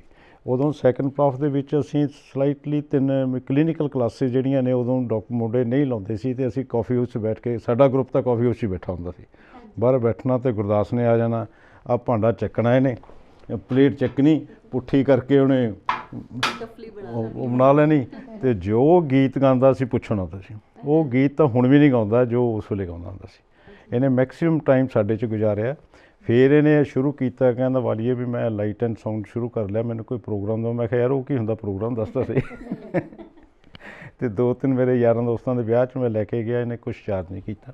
ਇਹ ਗੁਰਦਾਸ ਵੀ ਐਂ ਹੇਠੋਂ ਹੀ ਉੱਠਿਆ ਬਹੁਤ, ਗੁਰਦਾਸ ਮਾਨ ਨਾਲ ਮੈਂ ਭੰਗੜਾ ਪਾਇਆ, ਪੰਮੀ ਬਾਈ ਨਾਲ। ਪੰਮੀ ਬਾਈ ਅਤੇ ਅਸੀਂ ਇਕੱਠੇ ਏਸ਼ੀਅਨ ਗੇਮਸ ਦੇ ਵਿੱਚ, ਜਦੋਂ 82 ਦੇ ਵਿੱਚ ਹੀ ਪੰਮੀ ਬਾਈ ਅਤੇ ਅਸੀਂ ਇਕੱਠੇ 40 ਦਿਨ ਉੱਥੇ ਠਹਿਰੇ ਸੀ। ਅਸੀਂ ਇਕੱਠੇ ਸੀਗੇ। ਅੱਜ ਕੱਲ੍ਹ ਜਿੱਦਾਂ ਵੈਡਿੰਗ ਪਲਾਨ ਹੁੰਦੀਆਂ ਨੇ ਵੀ ਮੈਂ ਆਹ ਕਾਸਟਿਊਮ ਪਾਉਣੇ ਨੇਗੇ, ਤੁਸੀਂ ਕੀ ਪਾਇਆ ਸੀਗਾ? ਜਾਂ ਤੁਸੀਂ ਇੱਕ ਦੂਜੇ ਨਾਲ ਗੱਲ ਕੀਤੀ ਵੀ ਆਹ ਰੰਗ ਪਾਉਣਾ, ਜਾਂ ਤੁਸੀਂ ਕੀ ਪਾ ਰਹੇ ਹੋ? ਉਸ ਟਾਈਮ ਕਿਵੇਂ ਹੁੰਦਾ ਸੀਗਾ? ਕਲਰ ਤਾਂ ਮੇਰੇ ਖਿਆਲ ਪਿੰਕ ਕੀਤਾ ਸੀਗਾ ਡਿਸਾਈਡ। ਪਿੰਕ ਵੀ ਇਨ ਦਾ ਸੈਂਸ ਮਤਲਬ ਉਧਰੋਂ ਮੇਰੇ ਮਦਰ ਇਨ ਲਾਅ ਵਾਲਾ ਮਤਲਬ ਇਹ ਸੀਗਾ ਵੀ ਆਹ ਵਾਲਾ ਪਿੰਕ ਕਲਰ, ਮਤਲਬ ਫਿਰ ਉਸ ਵੇਲੇ ਇਹ ਹੁੰਦਾ ਸੀਗਾ ਕਿ mostly black and white pictures ਹੁੰਦੀਆਂ ਸੀਗੀਆਂ ਵੀ ਵਾਈਟ ਪਿੰਕ ਕਲਰ ਦੀ ਤਾਂ ਪਿਕਚਰ ਹੀ ਨਹੀਂ ਅੱਛੀ ਆਣੀ ਜ਼ਿਆਦਾ। ਫਿਰ ਉਹ ਗਾਜਰੀ ਕਲਰ ਜ਼ਿਆਦਾ, ਥੋੜ੍ਹਾ ਜਿਹਾ ਗਾਜਰੀ ਕਲਰ ਲੈ ਕੇ ਤੇ ਉਹ ਪਾਇਆ ਸੀਗਾ। ਅਤੇ ਉਹ ਵੀ ਸੁਣਾਉਂਦੇ ਹੈਗੇ ਜਦੋਂ ਉਸ ਵੇਲੇ ਜਦੋਂ ਇੱਥੇ ਗਾਇਨੀ ਦੇ ਵਿੱਚ ਹਾਊਸ ਜੋਬ ਕਰਦੇ, ਛੁੱਟੀ ਤਾਂ ਮਿਲਦੀ ਨਹੀਂ ਹੈ। ਤਾਂ ਜਿਸ ਦਿਨ ਮੈਰਿਜ ਸੀਗੀ ਉਸ ਤੋਂ ਇੱਕ ਦਿਨ ਪਹਿਲਾਂ ਜਿਵੇਂ ਸ਼ਾਮ ਨੂੰ ਘਰ ਪਹੁੰਚੀ ਹੈਗੀ ਆ, ਅਤੇ ਉੱਥੇ ਮਤਲਬ ਜਾ ਕੇ ਉਸ ਵੇਲੇ ਹੁਣ ਤਾਂ ਮਹਿੰਦੀ ਲਗਾਉਣ ਵਾਲੇ ਹੀ ਆਉਂਦੇ, ਜਿਵੇਂ ਥੋੜ੍ਹੀ ਥੋੜ੍ਹੀ ਮੈਨੂੰ ਵੀ ਆਉਂਦੀ ਸੀਗੀ ਅਤੇ ਮੈਂ ਬੜੇ ਵਿਆਹਾਂ 'ਚ ਲੋਕਾਂ 'ਤੇ ਲਗਾਈ ਹੈ ਮਹਿੰਦੀ। ਫਿਰ ਮੇਰੀ ਸਿਸਟਰ ਸੀਗੀ, ਉਸਨੇ ਹੀ ਮੇਰੇ ਮਹਿੰਦੀ ਲਗਾਈ ਉਸ ਵੇਲੇ ਹੱਥਾਂ 'ਤੇ। ਅਤੇ ਸਵੇਰੇ ਤਿਆਰ ਤਿਉਰ ਵੀ ਆਪ ਹੋ ਗਏ ਸੀ। ਬਿਊਟੀ ਪਾਰਲਰ ਵਾਲਾ ਤਾਂ ਕੋਈ ਕੰਸੈਪਟ ਹੀ ਨਹੀਂ ਹੁੰਦਾ ਸੀਗਾ ਬਿਲਕੁਲ ਵੀ। ਅਤੇ ਵੀ ਲਿਪਸਟਿਕ ਲਗਾ ਲਈ, ਬਿੰਦੀ ਲਗਾ ਲਈ, ਚਲੋ ਤੁਸੀਂ ਤਿਆਰ ਹੋ ਗਏ। ਅਤੇ ਮੇਰੇ ਅਜੇ ਤੱਕ ਮੇਰੇ ਸਿਸਟਰ ਇਨ ਲਾਅ ਹੈਗੇ, ਹੁਣ ਉਹ ਵੀ USA ਗਏ ਹੋਏ ਹੈਗੇ, ਅਤੇ ਉਹਨਾਂ ਦੇ ਮਦਰ ਇਨ ਲਾਅ ਬੜੇ ਸਮਾਰਟ ਸੀਗੇ। ਅਤੇ ਉਹ ਹਾਲੇ ਤੱਕ ਕਹਿੰਦੇ ਇੰਨੀ ਸੋਹਣੀ ਬਰਾਈਡ ਮੈਂ ਨਹੀਂ ਦੇਖੀ ਤਿਆਰ ਹੋਈ ਹੋਈ ਜਿੰਨੀ ਖੁਸ਼ਪ੍ਰੀਤ ਲੱਗ ਰਹੀ ਸੀਗੀ ਉਸ ਵੇਲੇ। ਤੁਸੀਂ ਦੱਸੋ ਸਰ, ਵਾਕਈ ਉਹ ਸੱਚੀ ਸੋਹਣੇ ਲੱਗ ਰਹੀ ਸੀ? ਜੇ ਸਾਡੀ ਆਡੀਅנס ਨੂੰ ਤੁਸੀਂ ਇੱਕ, ਜਿਵੇਂ ਆਪਾਂ ਕਹਿੰਦੇ ਹੁੰਦੇ ਵੀ ਇੱਕ ਟਿਪ ਦੇਣਾ ਹੋਵੇ ਕਿ ਹੈਲਦੀ ਮੈਰਿਜਸ ਜਿਹੜੀਆਂ ਨੇ ਉਹ ਕਿਉਂ ਜ਼ਰੂਰੀ ਨੇਗੀਆਂ, ਕਿਉਂਕਿ ਅਗਰ ਤੁਹਾਡਾ ਰਿਲੇਸ਼ਨ ਹੈਲਦੀ ਰਿਹਾ, ਅਨਲੈਸ ਵੀ ਉਹਦੇ ਵਿੱਚ ਕੋਈ ਇੱਦਾਂ ਦਾ ਰੀਜ਼ਨ ਨਾ ਰਿਹਾ ਹੋਵੇ, ਜਿਵੇਂ ਡੋਮੈਸਟਿਕ ਵਾਇਲੈਂਸ ਕਰਕੇ ਸੈਪਰੇਸ਼ਨ ਹੋਈ ਹੋਵੇ, ਉਹ ਬਹੁਤ ਅੱਡ ਚੀਜ਼ ਆ ਨਾ। ਪਰ ਇੱਕ ਰਿਸ਼ਤੇ ਦਾ ਬਣਨਾ ਅਤੇ ਨਿਭਣਾ ਕਿਉਂ ਜ਼ਿਆਦਾ ਜ਼ਰੂਰੀ ਹੁੰਦਾ, ਅਤੇ ਬੱਚਿਆਂ 'ਤੇ ਗਾਂਹ ਫੈਮਿਲੀ 'ਤੇ ਪਰਿਵਾਰਾਂ 'ਤੇ ਉਸ ਚੀਜ਼ ਦਾ ਕੀ ਅਸਰ ਰਹਿੰਦਾ? ਦੱਸੋ। ਦੇਖੋ ਇਹ ਹੈ ਕਿ ਬਿਲਕੁਲ ਜੇ ਤੁਸੀਂ ਸਮਝੋ ਕਹੋਗੇ ਕਿ ਜਿਵੇਂ ਤੁਹਾਡੀ ਤੁਸੀਂ ਕਹਿੰਦੇ ਹੋ ਮਤਲਬ ਵਿਆਹ ਹੋਇਆ ਅਤੇ ਉਹਦੇ 'ਚ ਮੈਨੂੰ ਲੱਗਦਾ ਸਾਲੋਂ ਸਾਲ ਲੱਗ ਜਾਂਦੇ ਹੈਗੇ ਤੁਹਾਨੂੰ ਆਪਣੇ ਇੱਕ ਦੂਸਰੇ ਦੇ ਨਾਲ ਨੇਚਰ ਐਡਜਸਟ ਕਰਦੇ ਹੋਏ, ਹੈ ਨਾ। ਬਿਫੋਰ ਮੈਰਿਜ ਜਿਹੜਾ ਤੁਸੀਂ ਇੱਕ ਦੂਸਰੇ ਨੂੰ ਡੇਟ ਕਰਦੇ ਹੋ, ਉਹ ਬਿਲਕੁਲ ਮੇਰੇ ਖਿਆਲ ਡਿਫਰੈਂਟ ਚੀਜ਼ ਹੁੰਦੀ, ਕਿਉਂਕਿ ਉੱਥੇ ਤੁਸੀਂ ਸਭ ਕੁਛ ਆਪਣਾ ਅੱਛਾ ਪ੍ਰੋਜੈਕਟ ਕਰਦੇ ਹੈਗੇ ਹੋ। ਅਤੇ ਜਦੋਂ ਤੁਹਾਡੀ ਵਿਆਹ ਹੋ ਜਾਂਦਾ ਹੈਗਾ, ਫਿਰ ਤੁਹਾਨੂੰ ਮਤਲਬ ਜਿਵੇਂ ਸਪੇਸ, ਮਤਲਬ ਇੱਕ ਹੁੰਦਾ ਨਾ, ਇੱਕ ਸਪੇਸ ਆਪਣੀ ਅਲਮਾਰੀਆਂ 'ਚ ਚੀਜ਼ਾਂ ਰੱਖਣ ਲਈ ਦੇਣੀ ਹੈਗੀ ਹੈ ਜਾਂ ਕੁਛ ਹੈ, ਉਸ ਤਰ੍ਹਾਂ ਹੀ ਤੁਹਾਨੂੰ ਆਪਣੀ ਲਾਈਫ ਦੇ ਵਿੱਚ ਵੀ ਦੂਸਰੇ ਨੂੰ ਸਪੇਸ ਦੇਣੀ ਪੈਂਦੀ ਹੈਗੀ ਹੈ। ਅਤੇ ਉਹ ਜੇ ਤੁਸੀਂ ਕਹੋਗੇ ਕਿ ਵੀ ਰਾਤੋਂ ਰਾਤ ਜਾਂ 2 ਦਿਨਾਂ ਦੇ ਵਿੱਚ ਹੋ ਜਾਏਗੀ, ਨਹੀਂ ਹੁੰਦੀ ਹੈ। ਅਤੇ ਉਸ ਨੂੰ ਬਹੁਤ ਟਾਈਮ ਲੱਗ ਜਾਂਦਾ ਹੈਗਾ ਕਿ ਵੀ ਜੋ ਇੱਕ ਦੂਸਰੇ ਦਾ ਤੁਸੀਂ ਨੇਚਰ ਆਪਣਾ ਐਡਜਸਟ ਕਰਨਾ, ਖਾਣ ਪੀਣ ਦੀ ਹੈਬਿਟਸ ਤੁਸੀਂ ਐਡਜਸਟ ਕਰਨੀ ਹੈ ਕੁਛ। ਔਰ ਮੈਨੂੰ ਲੱਗਦਾ ਕਿ ਵੀ ਜੇ ਆਪਾਂ ਸੋਚੀਏ ਕਿ ਵੀ ਲੜਕੀ ਸਭ ਕੁਛ ਐਡਜਸਟ ਕਰੇਗੀ, ਫਿਰ ਐਡਜਸਟਮੈਂਟ ਹੋਣੀ ਬਹੁਤ ਮੁਸ਼ਕਿਲ ਹੈ। ਅਤੇ ਇਹ ਵਾਲੀ ਜਿਹੜੀ ਐਡਜਸਟਮੈਂਟ ਦੋਨੋਂ ਪਾਸਿਓਂ ਹੀ ਹੋਣੀ ਚਾਹੀਦੀ ਹੈਗੀ ਹੈ। ਅਤੇ ਰਾਦਰ ਮੈਨੂੰ ਲੱਗਦਾ ਹੈ ਵੀ ਜਦੋਂ ਤੁਹਾਡੇ, ਕਿਉਂਕਿ ਲੜਕੀ ਆਪਣਾ ਸਭ ਕੁਝ ਛੱਡ ਕੇ ਅਤੇ ਦੂਸਰੇ ਘਰ ਦੇ ਵਿੱਚ ਜਾਂਦੀ ਹੈਗੀ ਹੈ, ਅਤੇ ਉਸ ਕਰਕੇ ਬੋਇਜ਼ ਦੀ ਫੈਮਿਲੀ ਨੂੰ ਉਸ ਨੂੰ ਜ਼ਿਆਦਾ ਸਪੇਸ ਦੇਣੀ ਚਾਹੀਦੀ ਹੈ। ਉਹਦੇ ਨਾਲ ਪਹਿਲਾਂ ਐਡਜਸਟ ਉਹਨਾਂ ਨੂੰ ਕਰਨ ਦੀ ਕੋਸ਼ਿਸ਼ ਕਰਨੀ ਚਾਹੀਦੀ ਹੈ। ਜਦ ਕਿ ਮੋਸਟਲੀ ਇਹ ਹੁੰਦਾ ਹੈਗਾ ਕਿ ਵੀ ਉਹ ਕਹਿੰਦਾ ਕਿ ਸਾਰਾ ਕੁਝ ਉਹੀ ਐਡਜਸਟ ਕਰੇ, ਉਹ ਗਲਤ ਗੱਲ ਹੈ। ਅਤੇ ਜੇ ਇਹ ਸਾਰੇ ਜਣੇ ਮਤਲਬ ਆਪਣੇ ਆਪਣੇ ਤਰਫ ਤੋਂ ਸਭ ਜਣੇ ਕੋਸ਼ਿਸ਼ ਕਰਦੇ ਹੈਗੇ ਤਾਂ ਮਤਲਬ ਇੰਨੀ ਪ੍ਰੋਬਲਮ ਨਹੀਂ ਆਉਂਦੀ। ਅਤੇ ਜੇ ਆਪਣੀਆਂ ਛੋਟੀ ਮੋਟੀ ਪ੍ਰੋਬਲਮਸ ਜੇ ਆਪਾਂ ਖੁੱਲ੍ਹ ਕੇ ਦੱਸ ਦਈਏ, ਹੈ ਨਾ, ਅਤੇ ਉਹਦਾ ਕੋਈ ਹੱਲ ਢੂੰਢ ਲਈਏ ਤਾਂ ਫਿਰ ਥੋੜ੍ਹਾ ਈਜ਼ੀ ਹੋ ਜਾਂਦਾ ਹੈਗਾ। ਜੇ ਤੁਸੀਂ ਅੰਦਰ ਹੀ ਅੰਦਰ ਰੱਖੀ ਜਾਓਗੇ ਤਾਂ ਫਿਰ ਗੱਲ ਵੱਧ ਜਾਂਦੀ ਹੈਗੀ ਹੈ। ਬਾਕੀ ਡੋਮੈਸਟਿਕ ਵਾਇਲੈਂਸ ਤਾਂ ਬਿਲਕੁਲ ਮੈਂ ਕਹੂੰਗੀ ਬਿਲਕੁਲ ਵੀ ਨਹੀਂ ਟੋਲਰੇਟ ਕਰਨੀ ਚਾਹੀਦੀ। ਬਿਲਕੁਲ ਨਹੀਂ ਟੋਲਰੇਟ ਕਰਨੀ ਚਾਹੀਦੀ, ਉਹ ਗਲਤ ਹੈ। ਹਾਂ, ਉਹਦੇ ਅਗੇਂਸਟ ਫਿਰ ਆਪਾਂ ਨੂੰ ਠੀਕ ਹੈ ਵੀ ਉਹਦੇ ਲਈ ਅਗੇਂਸਟ ਰੌਲਾ ਪਾਉਣਾ ਚਾਹੀਦਾ। ਡੋਮੈਸਟਿਕ ਵਾਇਲੈਂਸ ਤਾਂ ਮਤਲਬ ਹੀ ਨਹੀਂ, ਹੋਣੀ ਨਹੀਂ ਚਾਹੀਦੀ ਬਿਲਕੁਲ ਵੀ। ਔਰ ਹੁਣ ਤਾਂ ਮਤਲਬ ਵੈਸੇ ਵੀ ਜੇ ਦੇਖਿਆ ਜਾਏ ਤਾਂ ਸਮਾਜ ਦੇ ਵਿੱਚ ਵੀ ਫਰਕ ਹੈ, ਜਿਵੇਂ ਹੁਣ ਬਰਾਬਰ ਨੌਕਰੀ ਕਰਦੀਆਂ, ਸਭ ਕੁਝ ਕਰਦੀਆਂ, ਅਤੇ ਇਹਦੇ 'ਚ ਮਤਲਬ ਮੈਂ ਕਹਿੰਦੀ ਸਾਰੇ ਕੰਮ ਬॉयज़ ਨੂੰ ਵੀ ਬਰਾਬਰ ਕਰਨੇ ਚਾਹੀਦੇ ਆ। ਜਿਵੇਂ ਹੁਣ ਪੁਰਾਣੇ ਟਾਈਮ 'ਚ ਤਾਂ ਕਹਿੰਦੇ ਸੀ ਨਾ ਵੀ ਨਹੀਂ ਮੁੰਡਾ ਹੈਗਾ ਜੀ ਇਹ ਨਹੀਂ ਕਰੇਗਾ, ਖਾਣਾ ਖਾਣ ਦੇਣ 'ਚ ਵੀ ਉਹਨੂੰ ਪ੍ਰੈਫਰੈਂਸ ਮਿਲਦੀ ਸੀਗੀ ਘਰ 'ਚ। ਵੈਸੇ ਮੇਰੇ ਪੇਰੈਂਟਸ ਵਾਲੀ ਫੈਮਿਲੀ 'ਚ ਸਾਨੂੰ ਕਦੇ ਵੀ ਇਹ ਵਾਲਾ ਇਸ਼ੂ ਬਚਪਨ ਤੋਂ ਹੀ ਨਹੀਂ ਮਤਲਬ ਫੇਸ ਕਰਨ ਨੂੰ ਮਿਲਿਆ। ਰਾਦਰ ਕੁਛ ਉਹਨੂੰ ਵਿਚਾਰੇ ਨੂੰ ਜ਼ਿਆਦਾ ਮਾਰ ਪੈ ਜਾਂਦੀ ਸੀਗੀ, ਸਾਨੂੰ ਘੱਟ ਪੈਂਦੀ ਹੁੰਦੀ ਸੀਗੀ। ਜਿਵੇਂ ਮੈਂ ਵੀ, ਅਸੀਂ 2 ਸਿਸਟਰ 1 ਬ੍ਰਦਰ ਹੈਗੇ ਆ, ਅਤੇ ਜੋ ਵੀ ਨਹੀਂ ਮਤਲਬ ਹੈ ਨਾ ਵੀ ਕੁੜੀਆਂ ਇਹਨਾਂ ਨੂੰ ਕੁਛ ਨਹੀਂ ਕਹਿਣਾ। ਇਹ ਜ਼ਰੂਰ ਹੁੰਦਾ ਸੀਗਾ ਉਹ ਮਤਲਬ ਖਾਣ ਪੀਣ ਲਈ ਜਾਂ ਕੁਛ ਹੈ, ਇਹ ਨਹੀਂ ਕਿ ਵੀ ਉਸ ਨੂੰ ਪਹਿਲਾਂ ਮਿਲੇਗਾ ਵੀ ਤੁਹਾਨੂੰ ਬਾਅਦ 'ਚ ਮਿਲੇਗਾ, ਕਦੇ ਵੀ ਇਹ ਚੀਜ਼ ਨਹੀਂ ਹੋਈ, ਅਤੇ ਨਾ ਅਸੀਂ ਆਪਣੇ ਘਰ 'ਚ ਕਦੇ ਕੀਤੀ ਹੈ। ਹਾਂਜੀ ਸਰ, ਜਿਵੇਂ ਮੈਮ ਨੇ ਕਿਹਾ ਕਿ ਬਹੁਤ ਚਲੋ ਖੂਬਸੂਰਤ ਤੁਹਾਡਾ ਸਫ਼ਰ ਹੈ, ਇਸੇ ਲਈ ਅਸੀਂ ਅੱਜ ਤੁਹਾਡੇ ਕੋਲ ਆਏ ਹਾਂ, ਪਰ ਜੇ ਥੋੜ੍ਹੇ ਜਿਹੇ ਪਿਆਰੇ ਜਿਹੇ ਸ਼ਬਦਾਂ 'ਚ ਤੁਸੀਂ ਮੈਮ ਲਈ ਕੁਝ ਕਹਿਣਾ ਚਾਹੋ ਕਿ ਹਾਂ ਇਹ ਮੇਰੀ ਜ਼ਿੰਦਗੀ 'ਚ ਆਏ ਨੇ ਤਾਂ ਇਸ ਤਰੀਕੇ ਨਾਲ ਜ਼ਿੰਦਗੀ ਜਿਹੜੀ ਸੋਹਣੀ ਹੋਈ, ਤਾਂ ਕੀ ਕਹੋਗੇ ਉਹਨਾਂ ਨੂੰ? ਨਹੀਂ, ਬਿਲਕੁਲ ਇਹਨਾਂ ਕਰਕੇ ਹੀ ਸਾਰਾ ਕੁਝ ਪੋਜ਼ੀਟਿਵ ਹੋਇਆ। Everything is possible that way. ਜੇ ਮੈਂ ਸੋਸ਼ਲੀ ਐਕਟਿਵ ਸੀਗਾ, ਮੈਨੂੰ ਉੱਧਰ ਰਸਤਾ ਦਿੱਤਾ ਇਹਨਾਂ ਨੇ ਜਾਣ ਲਈ, ਆਪਣਾ ਅਦਾਰਾ ਮੇਨਟੇਨ ਕਰਨ ਲਈ। ਇਹਨਾਂ ਨੇ ਘਰ ਦੇ ਵਿੱਚ ਬੱਚਿਆਂ ਨੂੰ ਕੰਟਰੋਲ ਕੀਤਾ, ਉਹਨਾਂ ਨੂੰ ਪੜ੍ਹਾਇਆ, ਉਹਨਾਂ ਨੇ ਐਟੀਕੇਟ ਸਿਖਾਏ। ਇਟਸ ਬਿਕੋਜ਼ ਆਫ ਹਰ, ਨਹੀਂ ਤਾਂ ਹੀ ਸਾਡਾ ਸਫ਼ਰ ਅੱਗੇ ਨਿਕਲਿਆ। ਨਹੀਂ ਅਤੇ ਬਾਕੀ ਲਾਈਫ ਦੇ ਵਿੱਚ ਤਾਂ ਮੈਂ ਇਹ ਕਹੂੰਗਾ ਵੀ ਆਲਵੇਜ਼ ਹਰ ਇੱਕ ਬੰਦੇ ਨੂੰ ਪੋਜ਼ੀਟਿਵ ਐਟੀਟਿਊਡ ਰੱਖਣਾ ਚਾਹੀਦਾ। ਅਤੇ ਜੇ ਪੋਜ਼ੀਟਿਵ ਐਟੀਟਿਊਡ ਹੈ, ਤੁਸੀਂ ਕਿਸੇ ਦੀ ਹੈਲਪ ਕਰੋਗੇ ਤਾਂ ਵਾਹਿਗੁਰੂ ਤੁਹਾਡੀ ਆਪੇ ਹੈਲਪ ਕਰੇਗਾ। ਅਤੇ ਮੈਨੂੰ ਬੜਾ ਸ਼ੌਂਕ ਵੀ ਸੀ ਇਸ ਗੱਲ ਦਾ, ਖੈਰ ਮੈਂ ਕੀਤਾ ਵੀ ਹੈ ਜਿੰਨਾ ਕੁ ਮੇਰੇ ਤੋਂ ਹੋਇਆ। ਮੈਂ ਤਾਂ ਲਾਈਫ ਦੇ ਵਿੱਚ ਜੇ ਮੈਨੂੰ ਕੰਮ ਕਿਹਾ ਕਿਸੇ ਨੇ ਅਤੇ ਉਸ ਤੋਂ ਬਾਅਦ ਉਹਨੂੰ ਕਹਿਣ ਦੀ ਜ਼ਰੂਰਤ ਨਹੀਂ ਸੀ ਹੁੰਦੀ, ਮੇਰਾ ਆਪਣਾ ਹੀ ਬ੍ਰੇਨ ਘੁੰਮਦਾ ਸੀ ਵੀ ਕੰਪਿਊਟਰ ਘੁੰਮਦਾ ਸੀ ਵੀ ਮੈਂ ਇਹਦਾ ਕੰਮ ਕਿਵੇਂ ਕਰਾਂ। ਵੀ ਜਿਵੇਂ ਜੇ ਕਈ ਵਾਰ ਨੈਗੇਟਿਵ ਕੰਮ ਵੀ ਹੋਣਾ, ਮੈਨੂੰ ਉਹ ਵੀ ਹੁੰਦਾ ਸੀ ਵੀ ਇਹ ਕੰਮ ਵੀ ਹੈ ਤਾਂ ਮੈਂ ਕਰਕੇ ਇਹਨੂੰ ਦੱਸਦਾ ਵੀ ਹੋ ਗਿਆ।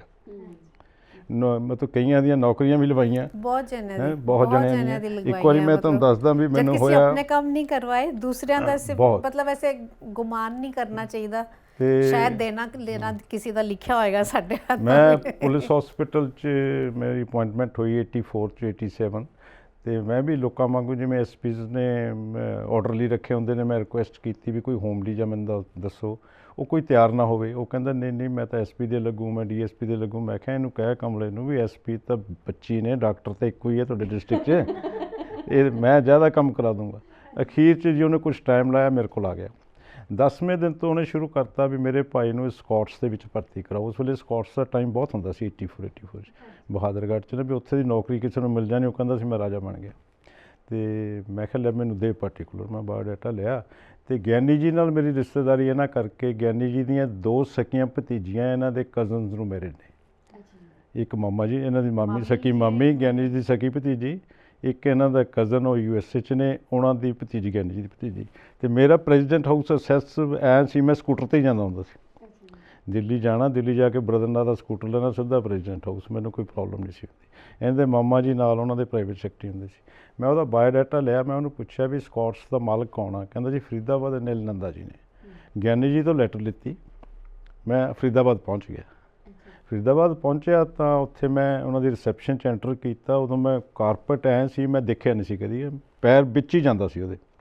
ਬਹੁਤ ਸੋਹਣੀਆਂ ਰਿਸੈਪਸ਼ਨਿਸਟ ਬੈਠੀਆਂ। ਉਹ ਕਹਿੰਦੀ ਦੱਸੋ? ਮੈਂ ਕਿਹਾ ਜੀ ਮੈਂ ਅਨਿਲ ਨੰਦਾ ਜੀ ਨੂੰ ਮਿਲਣਾ। ਉਹ ਕਹਿੰਦੇ ਜੀ ਫਸਟ ਫਲੋਰ 'ਤੇ ਚਲੇ ਜਾਓ। ਫਸਟ ਫਲੋਰ 'ਤੇ ਗਏ, ਸੇਮ ਸੀਨ ਉੱਥੇ ਵੀ ਉਹ ਕੁੜੀਆਂ ਬੈਠੀਆਂ, ਕਾਰਪਟ ਲੱਗੇ ਹੋਏ।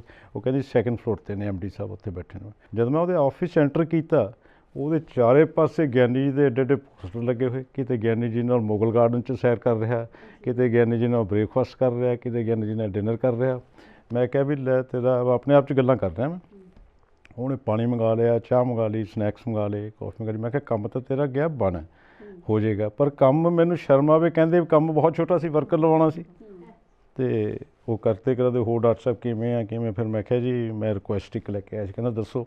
ਮੈਂ ਡਾਟਾ ਉਹਦੀ ਦਿੱਤਾ, ਬਾਇਓਡਾਟਾ ਉਹਨੇ ਆਪਣੇ ਡਰਾਰ 'ਚ ਪਾ ਲਿਆ। ਅਤੇ ਉਹਨੇ ਫਿਰ ਨਹੀਂ ਗੱਲ ਕੀਤੀ। ਮੈਂ ਜਾਣ ਲੱਗੇ ਕਿਹਾ ਜੀ ਫਿਰ ਇਹਦੇ ਕੁਛ ਇੰਡੀਕੇਸ਼ਨ ਦੱਸੋ ਵੀ ਇਹ ਹੋਏਗਾ ਕਿ ਨਹੀਂ? ਕਹਿੰਦਾ ਡਾਕਟਰ ਸਾਹਿਬ ਤੁਸੀਂ ਪਟਿਆਲੇ ਲੇਟ ਪਹੁੰਚਣਾ, ਆਰਡਰਸ ਤੁਹਾਡੇ ਤੋਂ ਪਹਿਲਾਂ ਹੋ ਜਾਣੇ ਨੇ।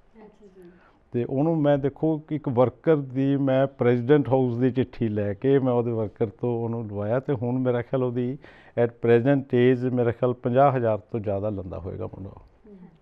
ਇਸ ਤਰ੍ਹਾਂ ਦੇ ਕਈ ਵਾਕਿਆ ਨੇ। ਤੇ ਮੈਂ ਇੱਕ ਪਰਸੋਂ ਹੀ ਇਹ ਗੱਲ ਆ, ਮੈਂ ਆਪਣੇ ਕਜ਼ਨ ਦੀ ਮੈਰਿਜ ਤੇ ਬੈਠਾ ਸੀ, ਤੇ ਕੋਈ ਬੰਦਾ ਮੈਨੂੰ ਰਿਸ਼ਤੇਦਾਰੀ 'ਚ ਕਹਿ ਰਿਹਾ ਸੀ ਵੀ ਮੈਨੂੰ ਡਾਕਟਰ JPS ਵਾਲੀਆ ਆਏ ਨੇ। ਉਹਨੇ ਕਿਹਾ ਵੀ ਹਾਂ ਤੈਨੂੰ ਮਿਲਾ ਨਾਲ ਹੀ ਬੈਠੇ ਨੇ। ਉਹ ਮੇਰੇ ਕੋਲ ਆ ਗਿਆ, ਵੀ ਉਹਨੇ ਪੈਰਾਂ 'ਚ ਪੈ ਗਿਆ। ਮੈਂ ਪਛਾਣਿਆ ਨਹੀਂ, ਮੈਂ ਕੰਮ ਕਰਕੇ ਭੁੱਲ ਜਾਂਦਾ ਹੁੰਦਾ।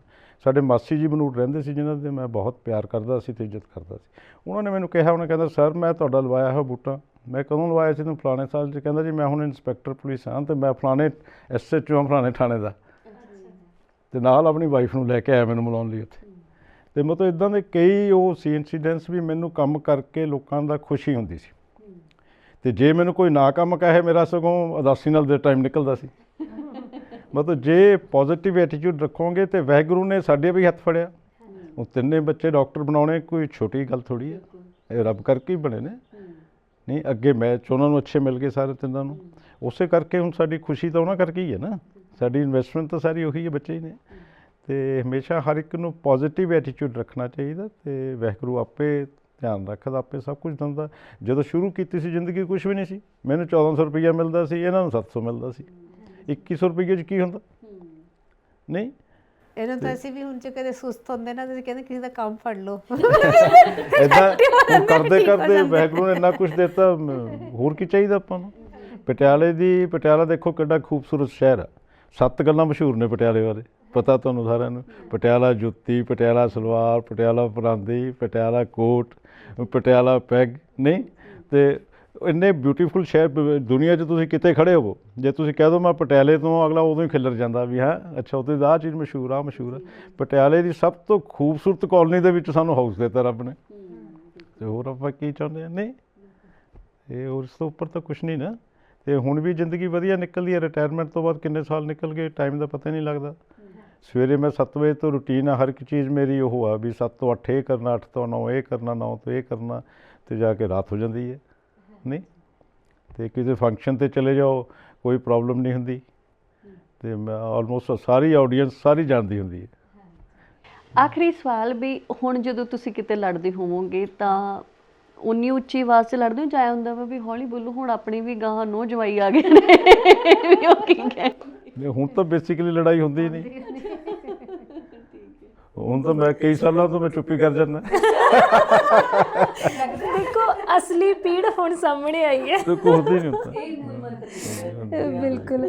ਦੇਖੋ ਗੁਰਦੀਪ, ਖੂਬਸੂਰਤ ਘਰ ਤੇ ਖੂਬਸੂਰਤ ਪਤਨੀ, ਪਰ ਸਰ ਨੇ ਕਿਹਾ ਨਹੀਂ, ਆਪਾਂ ਕਹਿ ਦਿੰਦੇ ਆ। ਬਹੁਤ ਜ਼ਿੰਦਗੀ ਦੇ ਸੋਹਣੇ ਐਕਸਪੀਰੀਅੰਸ ਇੱਕ ਚੰਗੀ ਕਿਤਾਬ ਵਾਂਗੂ ਹੁੰਦੇ ਆ, ਹੈ ਨਾ। ਜੋ ਵੀ ਇਨਸਾਨ ਤੁਹਾਡੇ ਕੋਲ ਬੈਠਦਾ ਹੈ, ਉਹਨੂੰ ਸੱਚੀ ਇਹੀ ਲੱਗਦਾ ਹੋ ਕਿ ਇੱਕ ਖੂਬਸੂਰਤ ਕਿਤਾਬ ਆ ਜਿਹੜੀ ਉਹ ਪੜ੍ਹ ਲਈ। ਅਤੇ ਕਿਤਾਬ ਹਮੇਸ਼ਾ ਜ਼ਿੰਦਗੀ 'ਚ ਬਹੁਤ ਕੁਝ ਸਿਖਾਉਂਦੀ ਆ, ਅਤੇ ਸ਼ੋਰਲੀ ਅਸੀਂ ਵੀ ਅੱਜ ਤੁਹਾਡੇ ਤੋਂ ਬਹੁਤ ਕੁਝ ਸਿੱਖ ਕੇ ਚੱਲੇ ਹਾਂ। ਅਤੇ ਇਹੀ ਦੁਆਵਾਂ ਨੇ ਕਿ ਤੁਸੀਂ ਹਮੇਸ਼ਾ ਇਸੇ ਤਰੀਕੇ ਨਾਲ ਹੱਸਦੇ ਵਸਦੇ ਰਹੋ, ਤੇ ਸਾਡੇ ਵਰਗਿਆਂ ਨੂੰ ਇੱਦਾਂ ਹੀ ਵੈਲਕਮ ਕਰਦੇ ਰਹੋ।